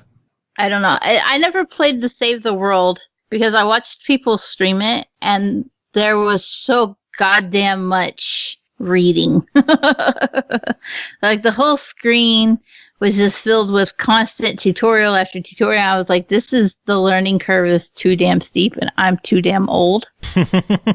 And so I didn't get into Save the World, but I got harassed enough when Battle Royale came out for it. Everybody's like, oh my God, you gotta try it. And then I thought, I'm going to install it and I'm going to play it. And the only reason I'm going to install it and play it is to make Studa install it and play it so that I can convince him to get PUBG. Oh, God. And it worked. And I haven't played it since. The other piece of news I have, nobody is surprised that my pieces of news were Fortnite and Call of Duty. Shocker. The other one was that, first, it's no news that PS4 has exclusive rights to the DLC for Call of Duty. That's been the case for a few years now. But there's a change this year, and that is that they are also going to have timed exclusive rights to events and free content. Fuck Activision and fuck Sony. That's absolutely horrible. Now, for events, it's 7 days. I don't know if it's specific, if it changes for the free content or not, but it is absolutely horrible to put free content on a timed exclusive like that. And one of the things, like, I see a lot of people just going, oh, it's just horrible because they get more time with it. And that's true, especially in the case of the timed events. But one thing that actually kind of caught me that I didn't see anybody talking about was how this affects content creators and streamers and guide makers who don't get that. If they're on Xbox or PC, they don't have access to that content. By the time that their content is released for it, PlayStation content creators have already had it for a week and have already saturated the market. Yeah, it's some bullshit. But So nothing shocks me with Activision anymore. It really doesn't. Everyone says EA is the worst company in the world. I still think Activision is so much worse. EA fucks up from time to time, but at least when they get their ass kicked for fucking up, they turn around and try to make it right for a year or two before they fuck up again. Activision's just like, whatever, bitches, give us your money. Yeah. And they do not care. At all. But I thought that was kind of a big deal to say, oh, even the free content and the events are the bigger thing because those are timed. If they're anything like the events were in World War II, you know, there's a limited amount of time that you can do a limited number of quests and objectives and try to unlock limited edition gear.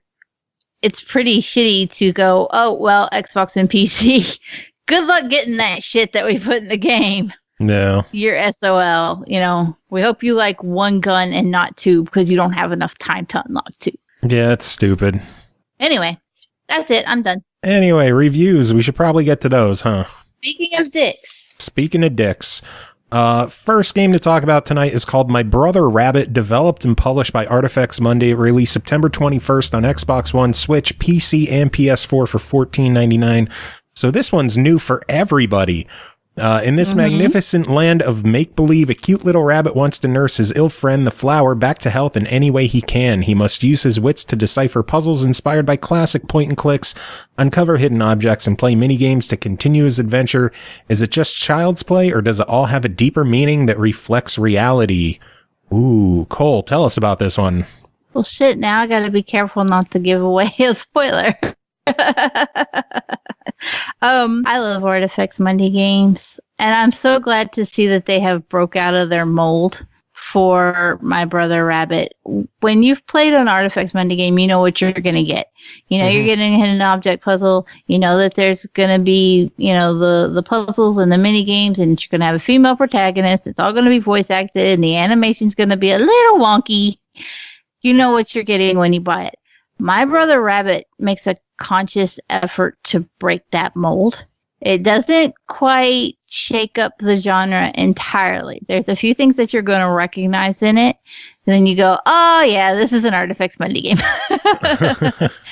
But for the most part, it does really try to take that formula and shed it off and get the bulk off. So you have a story that, first of all, is just absolutely beautifully illustrated. I just adored the artwork in this game. It is so obscenely surreal. It's so creative. Every scene is just filled with so much unique detail that you don't mind just sitting there staring for the items that you're looking for the hidden object part, because you're lost in the details. From trees that have test tubes on them instead of leaves to just giant melted clocks leaking down walls. It's just so much to take in. Yeah, it is definitely the best looking Artifex game that they've put out, easily. The animations are smooth. Everything felt comfortable to play. It's just fantastic as far as all that goes. Like I've said before that some of their ports you could kind of see where the price jump had paid off a little bit. This is what that price jump paid for, and it was worth it. Absolutely. There is no voice acting in it. There's no text. There's no dialogue. It is all just, plays out via the illustrations and the animations. And there's a lot left to decipher on your own. There's two stories that kind of run parallel, trying not to spoil things. Not to spoil. But you have a story of a family who, there's a mother, a father, a son, and a toddler daughter. And the little girl becomes ill. Meanwhile, you have the story of a plush rabbit. And the rabbit is trying, in this parallel story, he's trying to get medical help for a little sick flower bud. And so your goal is to guide the rabbit through all these different puzzles that are blocking his way for getting help for the flower. So you're gonna have to interact with the puzzles to get a clue as to what kind of object is missing, and then you'll need to go through the various scenes and look for these objects in the world.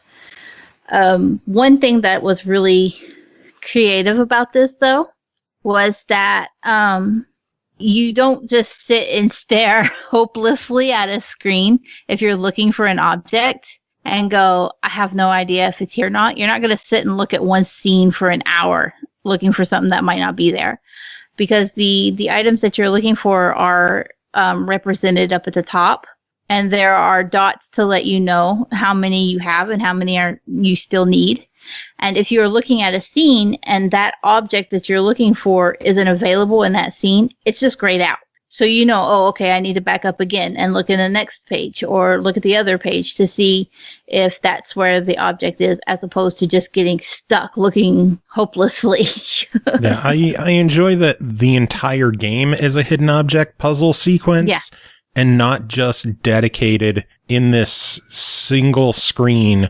You got to find all these items. It's just the entire world is a hidden object puzzle game. Right. The one thing, though, that did get me is that there are a couple of puzzles that if you have ever played an Artifex Mundi game, you have undoubtedly seen before. And that's why I said there are moments where you're like, oh, yeah, this is an Artifex game. Because you'll see these puzzles and immediately go, I know how to do this. Yeah.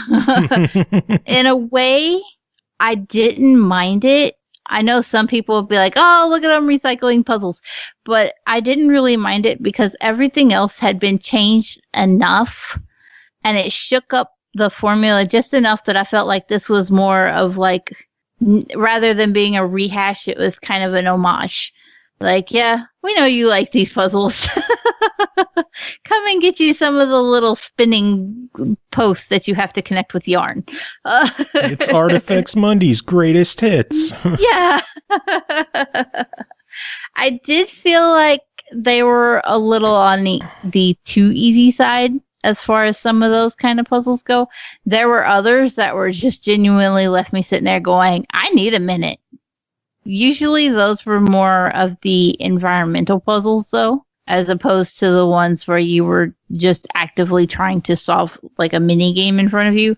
These are the ones where you had to find different items in the world and put them together and use them properly. So even still, if you got stuck on something like that, it didn't necessarily hinder your progress because you could just go and look for other hidden objects until it kind of dawned on you what the fuck you were supposed to do. So in all, it took maybe, I want to say about 4.5 hours to play through the campaign. It is a one and done kind of story, though. There's not a whole lot of reason for replay. Achievements. Except for the achievements, which were hidden when I played, so I still don't even know what they were. I I get to check that out after the show. I think I had around 750 out of 1,000 when I did the math, so I missed a couple. Nice. But beyond going back and trying to get whatever couple achievements you miss, once you've done it, you've done it. That said, everybody should play it because that is one of the most touching, heartwarming little stories that we have experienced on Xbox in a long ass time. Well, and I just adored it. Well, then for $15, what's your official verdict? Buy it. Buy it quickly and play it and enjoy it and thank me. Will do. Next game to talk about is called Immortal Unchained, developed by Toadman Interactive, published by Toadman Interactive, and sold out sales and marketing. Released September 7th on Xbox One, PC, and PS4 for $49.99. Unleashed and unforgiving, can you rise to the challenge? Immortal Unchained is the latest addition to the genre of ultra-hardcore action RPGs.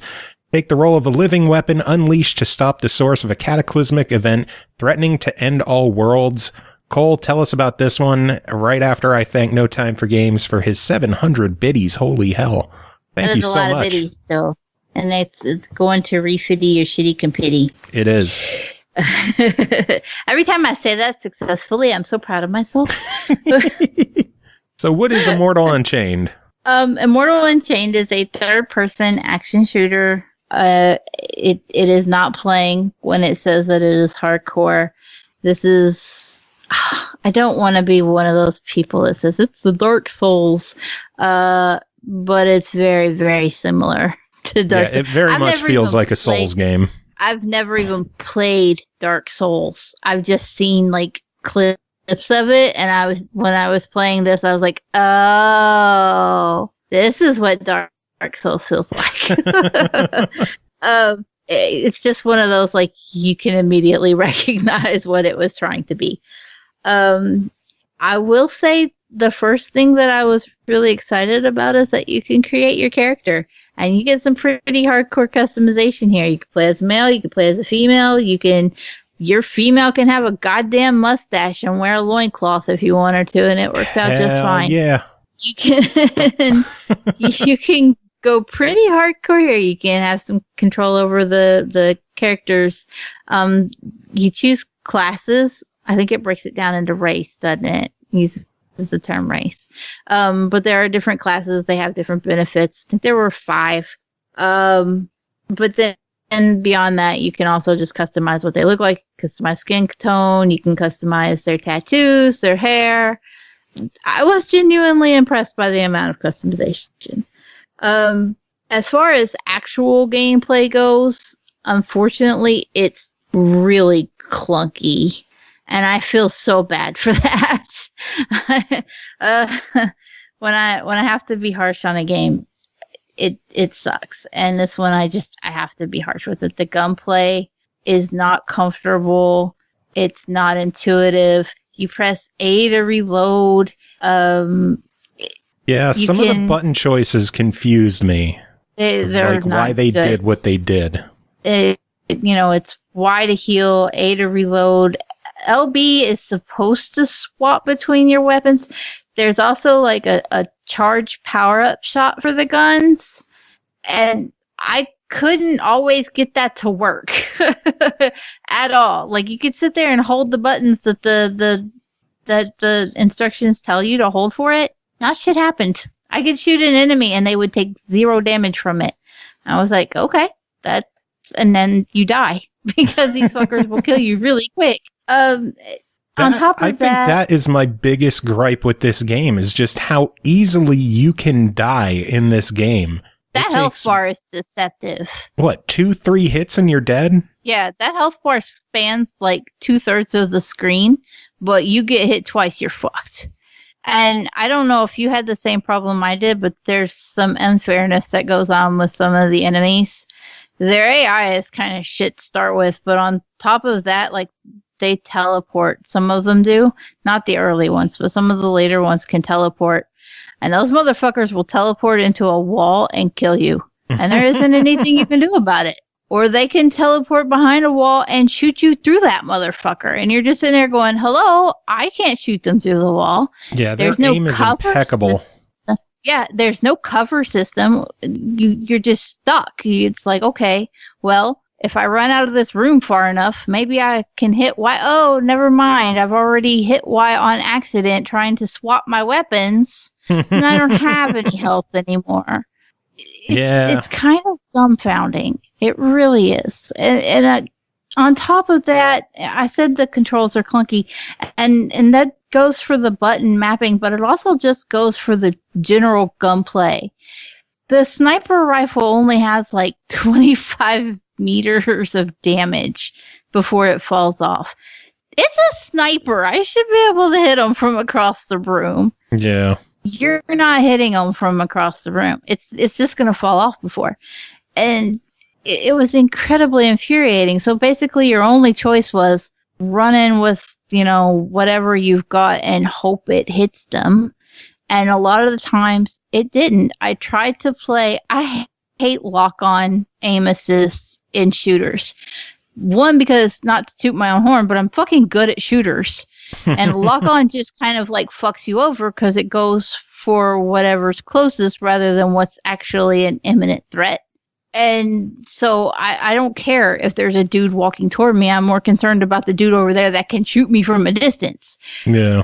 You didn't have any say in it. Like the lock-on would just bounce around kind of erratically. But if you didn't use the lock-on, it was almost kind of like, yeah, okay, I pushed the button to aim, but it's just going to float in an arch and go wherever it wants first.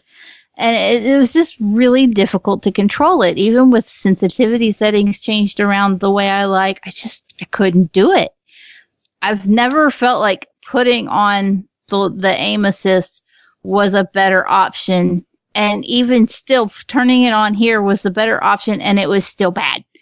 Yeah, and I was sad. That's one of the downfalls with this game is Souls games work well because it's all based on dodging and parrying. But when you're dealing with bullets, you don't really have the time to dodge or the ability to parry. So it just feels like the deck is stacked against you from the very beginning. Yeah, there's literally nothing you can do. And then if you die, you get thrown all the way back to the last obelisk that you interacted with. And you have to, of course, all the enemies have respawned and you have to go and do this shit again. And you have to fight with the controls all over again.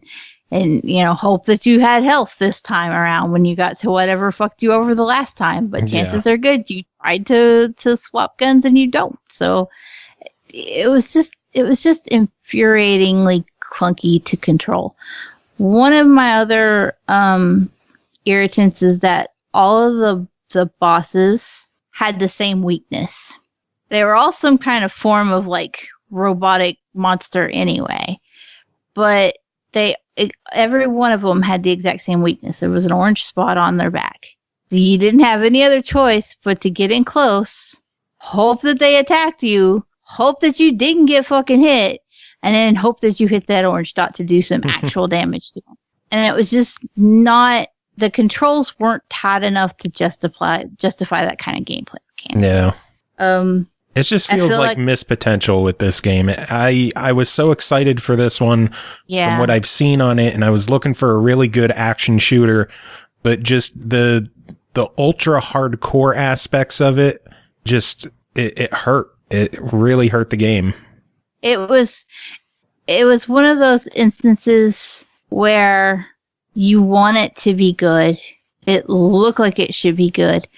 The scenery and the world was just absolutely fantastic. That the art direction on the environment, it's good. But the actual gameplay itself just made you too frustrated to want to continue to see those environments, because you were just like, I'm constantly fighting myself here. No. Well, overall $50. What's your official verdict on this one? I'm gonna give it a deny it. And I feel so bad for it. But that's an awful high price tag for a game that's definitely needs way more polish. And just it's hard for the sake of being hard rather than for being fun. Yeah. I'm sorry. Despite the gripes, I still give it a hesitant try. I think it does have some potential there. I would love to see some updates to the game to make it more fair. Yeah. I'm not asking it to give us an easy mode or anything. Just make it more fair to the player. Look, if they come back and they say, "Hey, we've got patches for, the stuff that she complained about," I'd try it again. And I would definitely look it back over. I say it all the time. You want to fix that shit? I'll give it another go. I honestly would. But just in its current state, it's just too high of a price to justify. Yeah. Next game to talk about is called Fossil Hunters, developed by Reptoid Games, published by Smiling Buddha Games.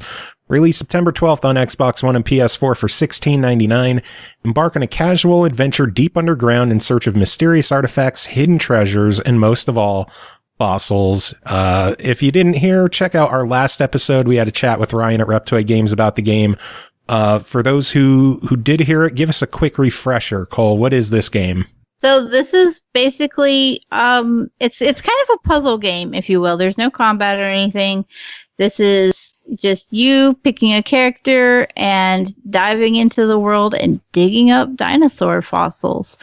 Once you've got them dug up from the caves or whatever environment you happen to be in, because there are some different ones.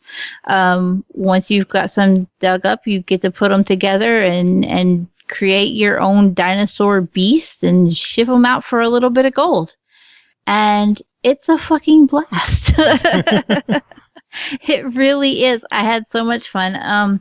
It is a local co-op game. You can play it alone. You can do fine alone. It's gonna get a little too hard in some parts.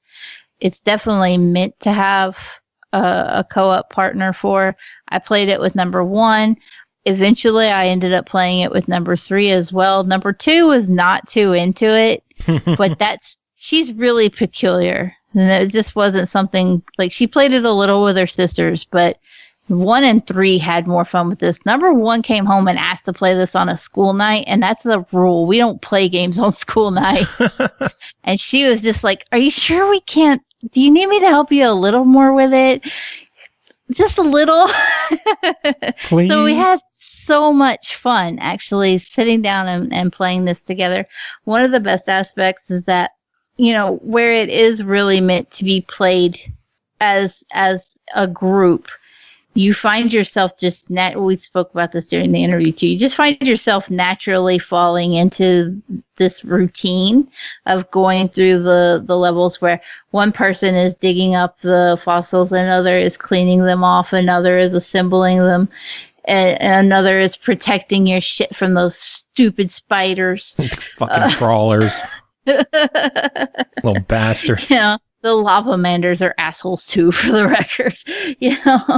But it was comfortable to play, and everything was so intuitive, and it just made sense to pick it up.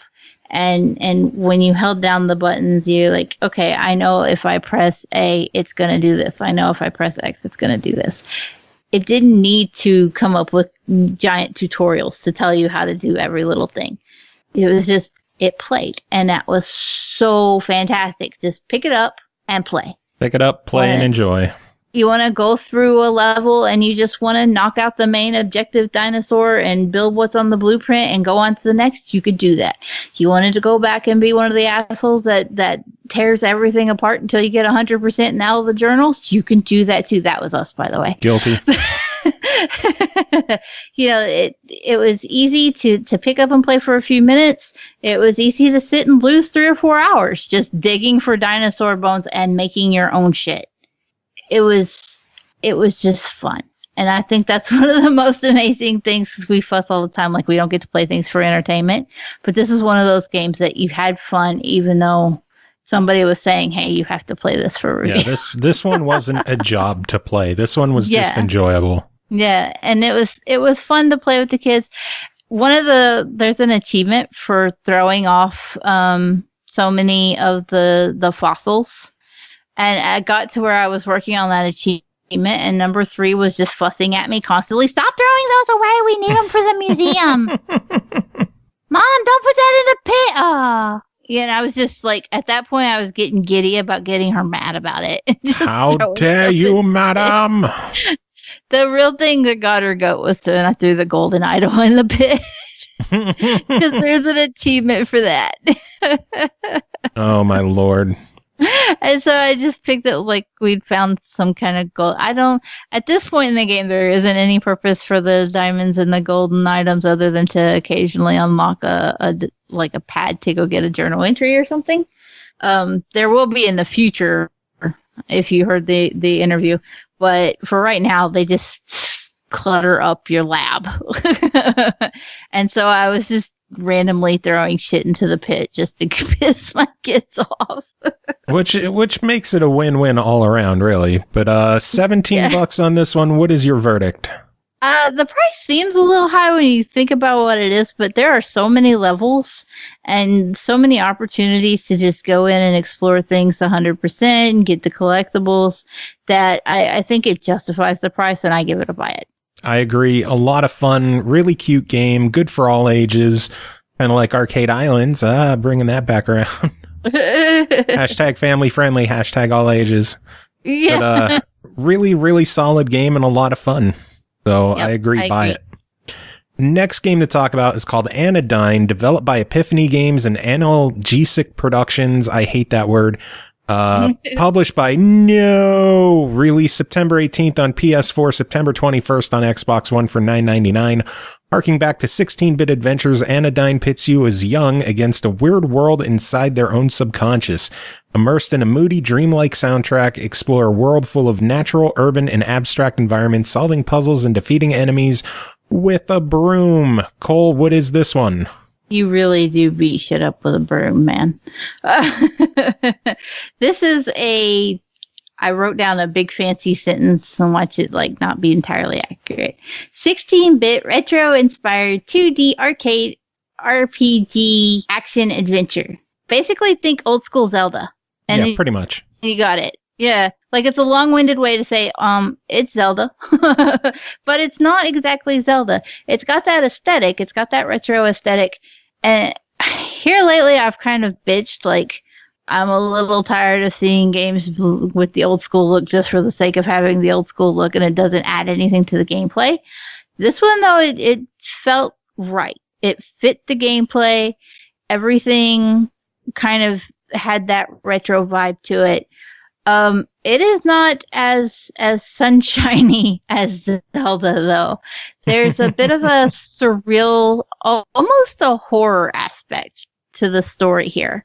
You play as a character named Young, and you're kind of in a dream state with Young. Maybe a little more nightmare fuelish than dream, but he has his broom and he's being sent on a quest by a literal sage, and your goal is just to get through all the dungeons and tombs, but they're not always dungeony looking. There are times where you will be in an abandoned hotel, or there's a suburb that's just monochromatic and kind of grim. There's a very surreal vibe going on, which fits the whole nightmare thing. But it's I lost my place in my sentence is what I'm trying to say. I was going to chime in that even with the more nightmarish, moody dreamscapes to it, I enjoyed that the game still tried to keep a sense of humor to it. Yeah. You'll talk to someone and he'll be like, you should go enter the cave and do what you must do to progress on your quest. You talk to him again, he's like, you should probably really enter the cave and get in there and do what you got to do. Talk to him one more time, he's like, get in the damn cave. Yeah. Some of the character interactions were seriously the best part of this game. And actually, some of those interactions can change the game. There are multiple endings, and who you do and do not interact with and to what extent can affect your endings. It does play like old school Zelda in that you have not every area is a room, but you kind of just want to use a room based on how it's blocked off for the sake of the screen. Mm-hmm. And you have the different paths where you can go left, right, up, down. Not every path is available from every area, obviously. So it kind of creates this maze-like map that you're going to be traversing across. You can come and go back and forth. Every room there's maybe a few areas that don't have some kind of combat involved, but the game doesn't focus too heavily on that combat. You're armed with a fucking broom, for crying out loud. Yeah. So, and even though it can be upgraded, the combat isn't really the central focus, as a lot of the rooms have puzzles in them. And so it feels more like you should be focused on the puzzles and how they affect the area as opposed to the actual combat itself. Yeah, the combat honestly feels kind of like an afterthought to me. Like, it's not something that's really required. Like, there's no currency in the game, so you're not killing monsters grinding for money. It's basically, oh, you're low on health, kill those slimes. They usually drop health. Yeah. And even then, there were a lot of times where I just would go straight across a room and pay absolutely no attention to the enemies whatsoever. I will say there are some really crazy enemies. Did you make it to the circus level? No, I didn't.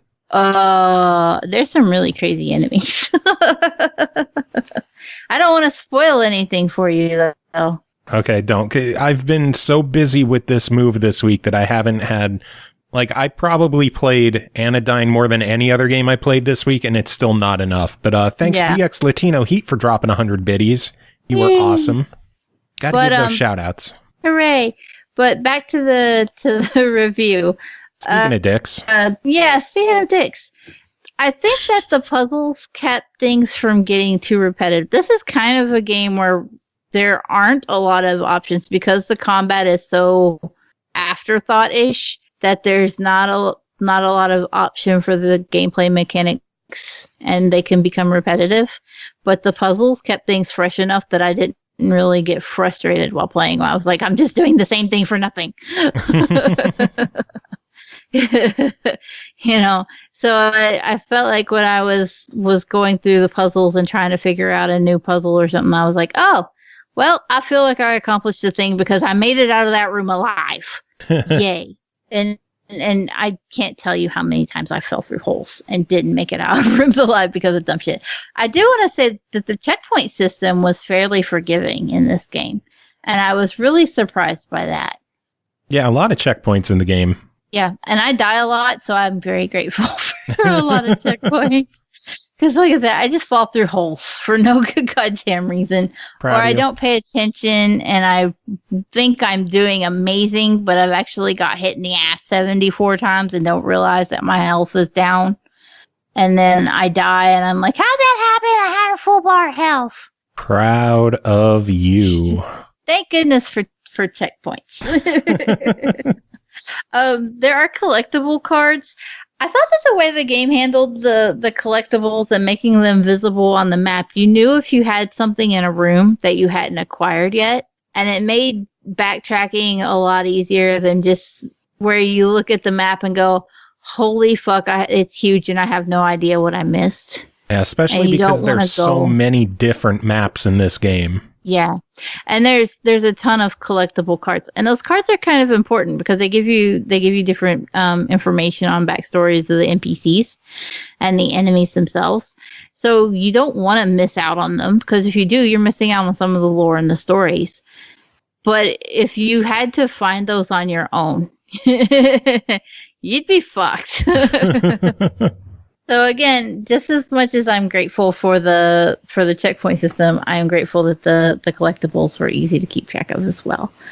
I did have a problem with screen flickering. Did you? I had some issues where I would be hitting the A button through text boxes and having flickering there. Yeah, I had that as well. I also had it on the main menu. Like when I would be flipping through the menu, it would just flicker out. And the first time I did it, I thought the game was crashing. I actually had one hard crash. I wasn't sure if it was just an anomaly on my end or if I triggered something weird, but I did have a hard crash. I lucked out and didn't have any hard crashes, but I definitely had the flickering and I thought I was going to have a hard crash. So it does have a few minor bugs here and there that need patched out. But gameplay-wise, story-wise, this is something you're going to probably enjoy, especially if you like that retro old-school game type. But the story is probably going to stick with me and haunt me for a long-ass time.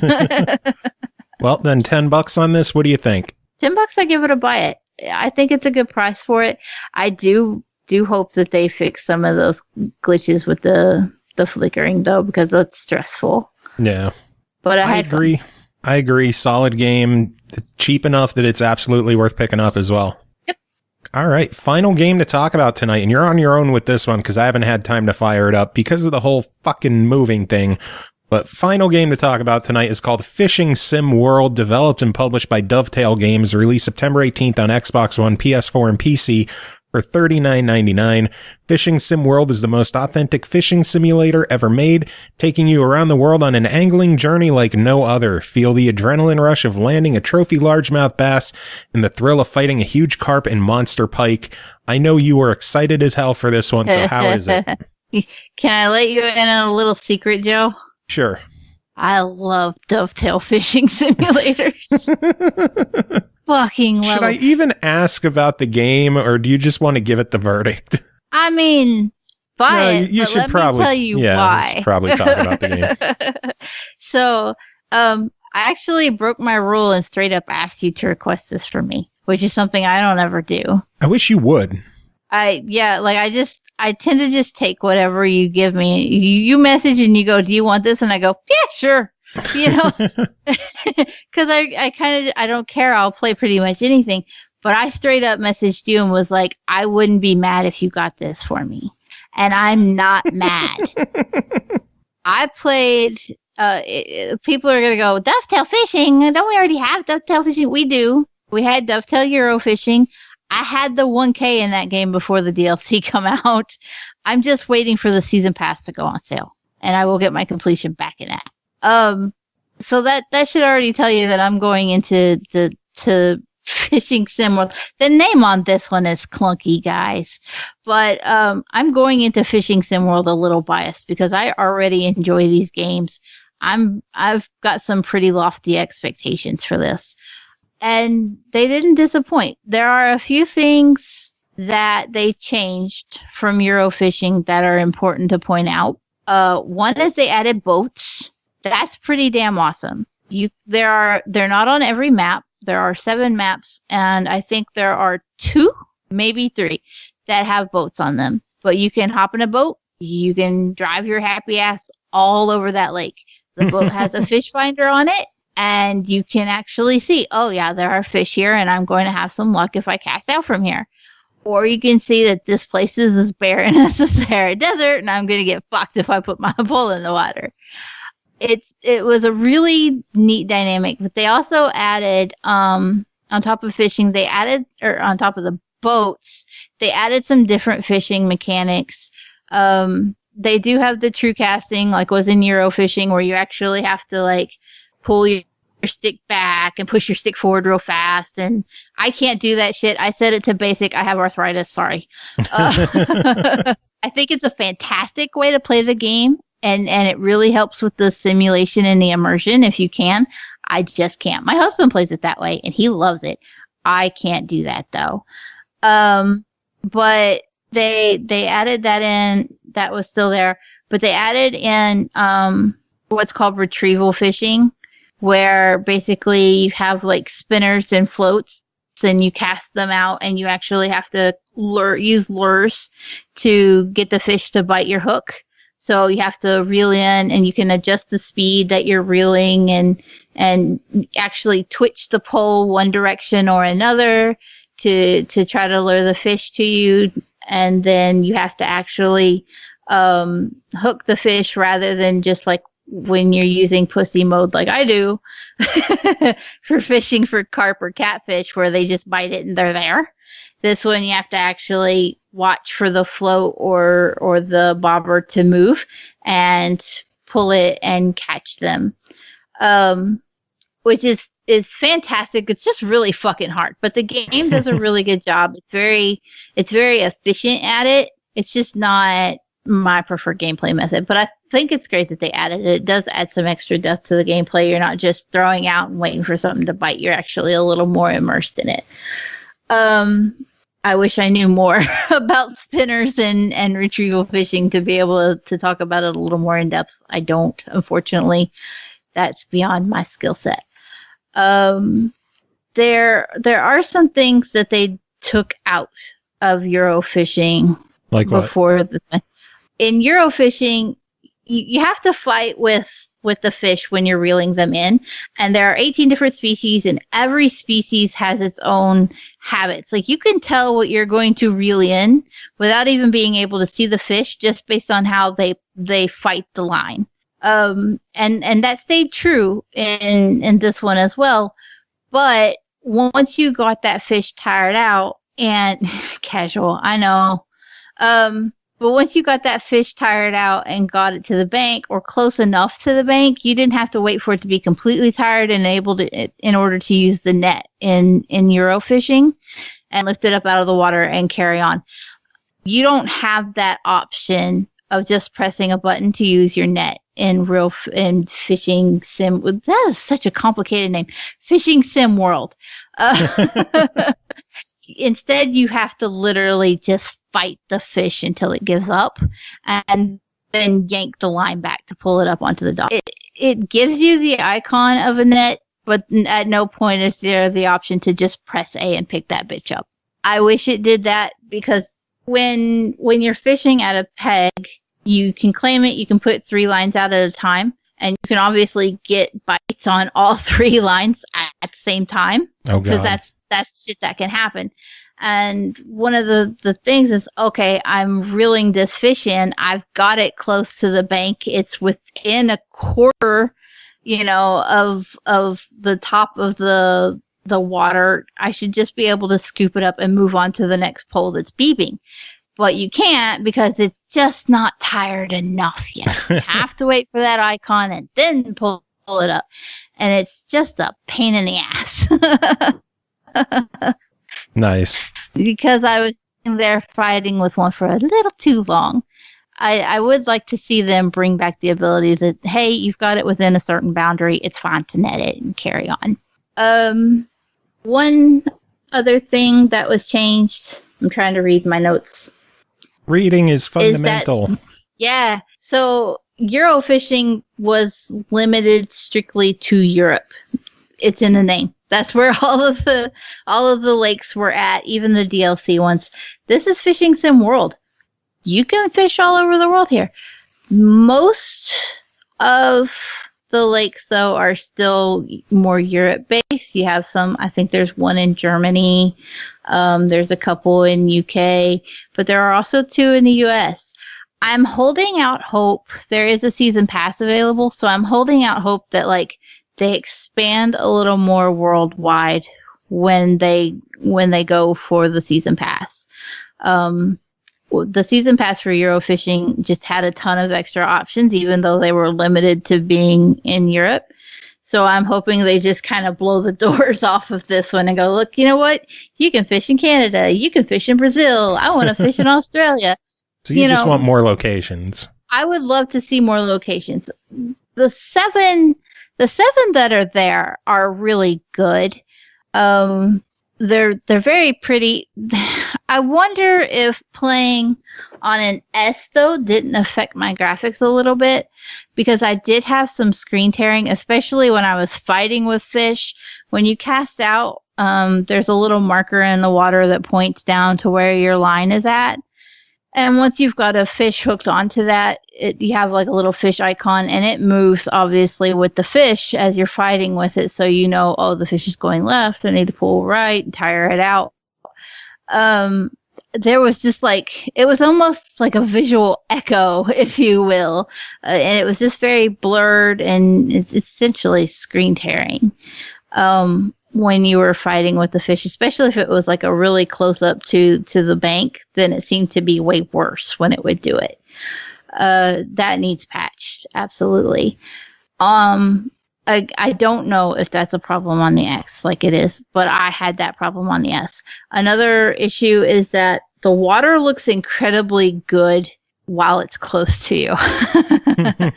Once it gets to a certain point, it just kind of looks like glass. Again, I think this might be a texture because I'm on the S issue, though, as opposed to an actual game issue. I'd like to see some gameplay of people on the X to see if it's the same, but I haven't been able to look that up yet.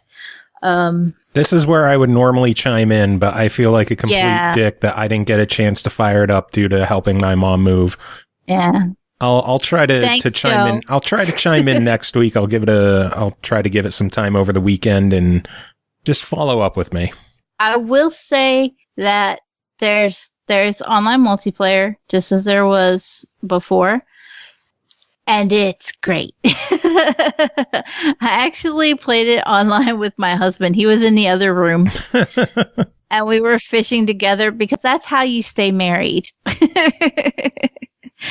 But we were fishing together and we never had any lag. We never had any major issues. He was playing on the fat Xbox as opposed to me being on the S. The loading times were very similar. It was a smooth experience and I was very happy with it. There are online tournaments. I have not done a tournament yet, though. Online, I did a single player one.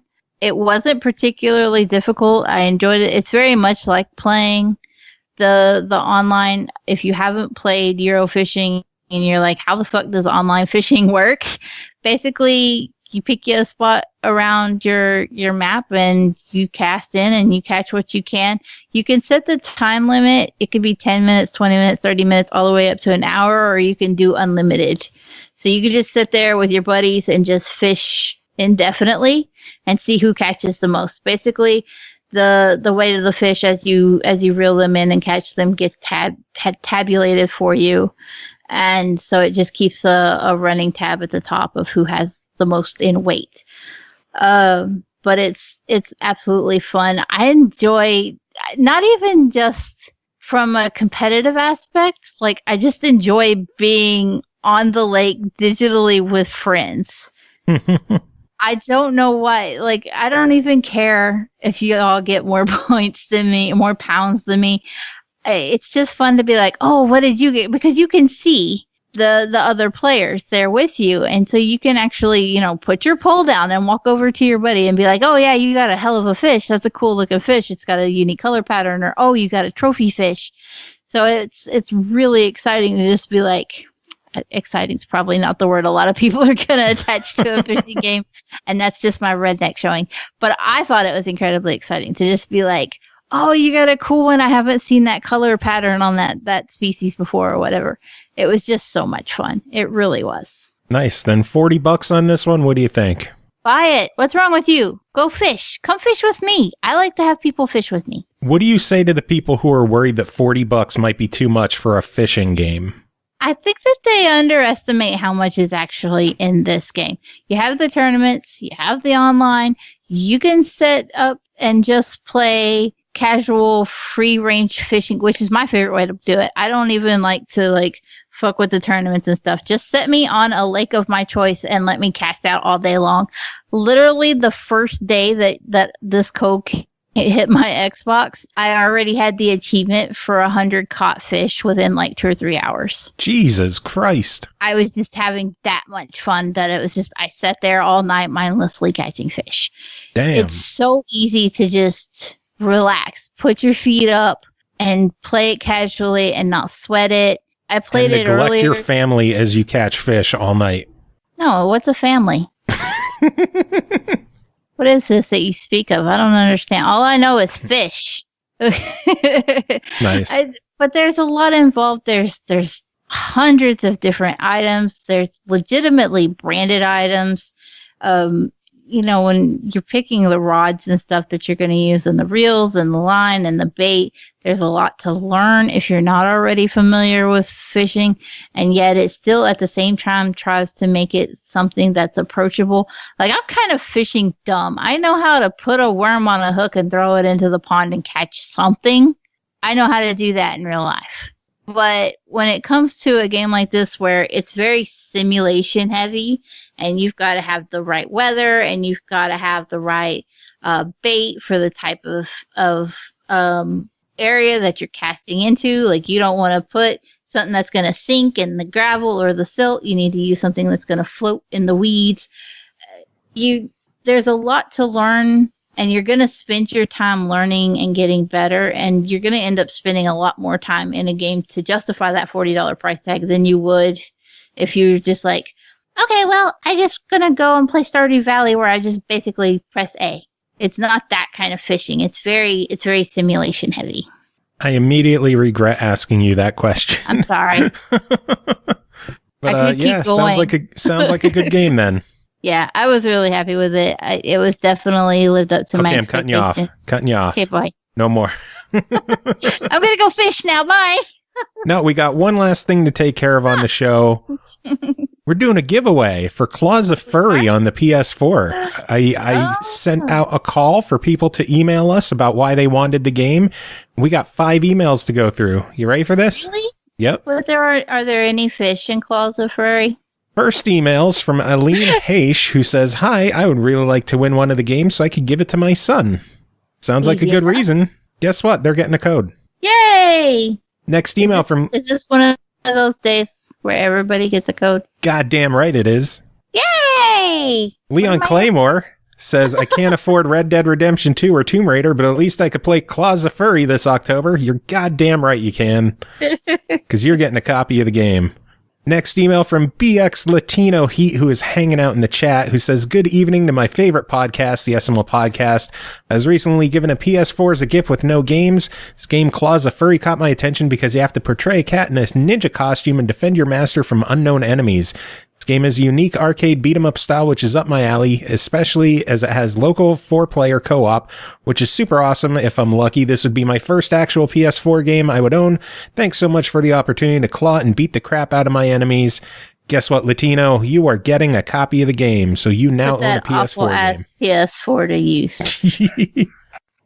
Next email from Iris DeMiro, who says, "Hi, I would like to play Claws of Furry as I'm always game for a good platformer. Thank you." You're welcome, because you're getting a copy of the game. Yay! Final email from Oroto Demedo, who says, "Ah, yes, long time indeed, drifter of the night, but alas, we meet again once more in this little corner of the world, drinking in a bar built on holy ground. Sorry, reading too much Sandman lately. Claws of Furry sounds like something, but it's another something." I'd like a copy for sure.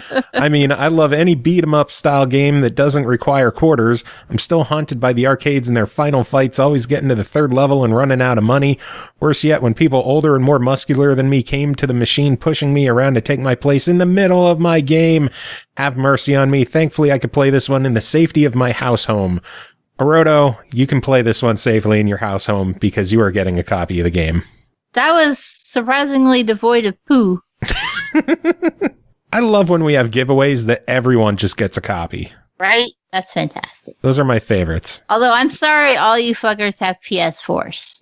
Oh, come on. I said it. Deal with it now. Oh, come on. You're the one that said Sony's a dick earlier, so this is my turn. Sony as a company are dicks. The PS4 has good games, so I can't fault people for having PS4s. I can. Doesn't make sense for me to, but I can.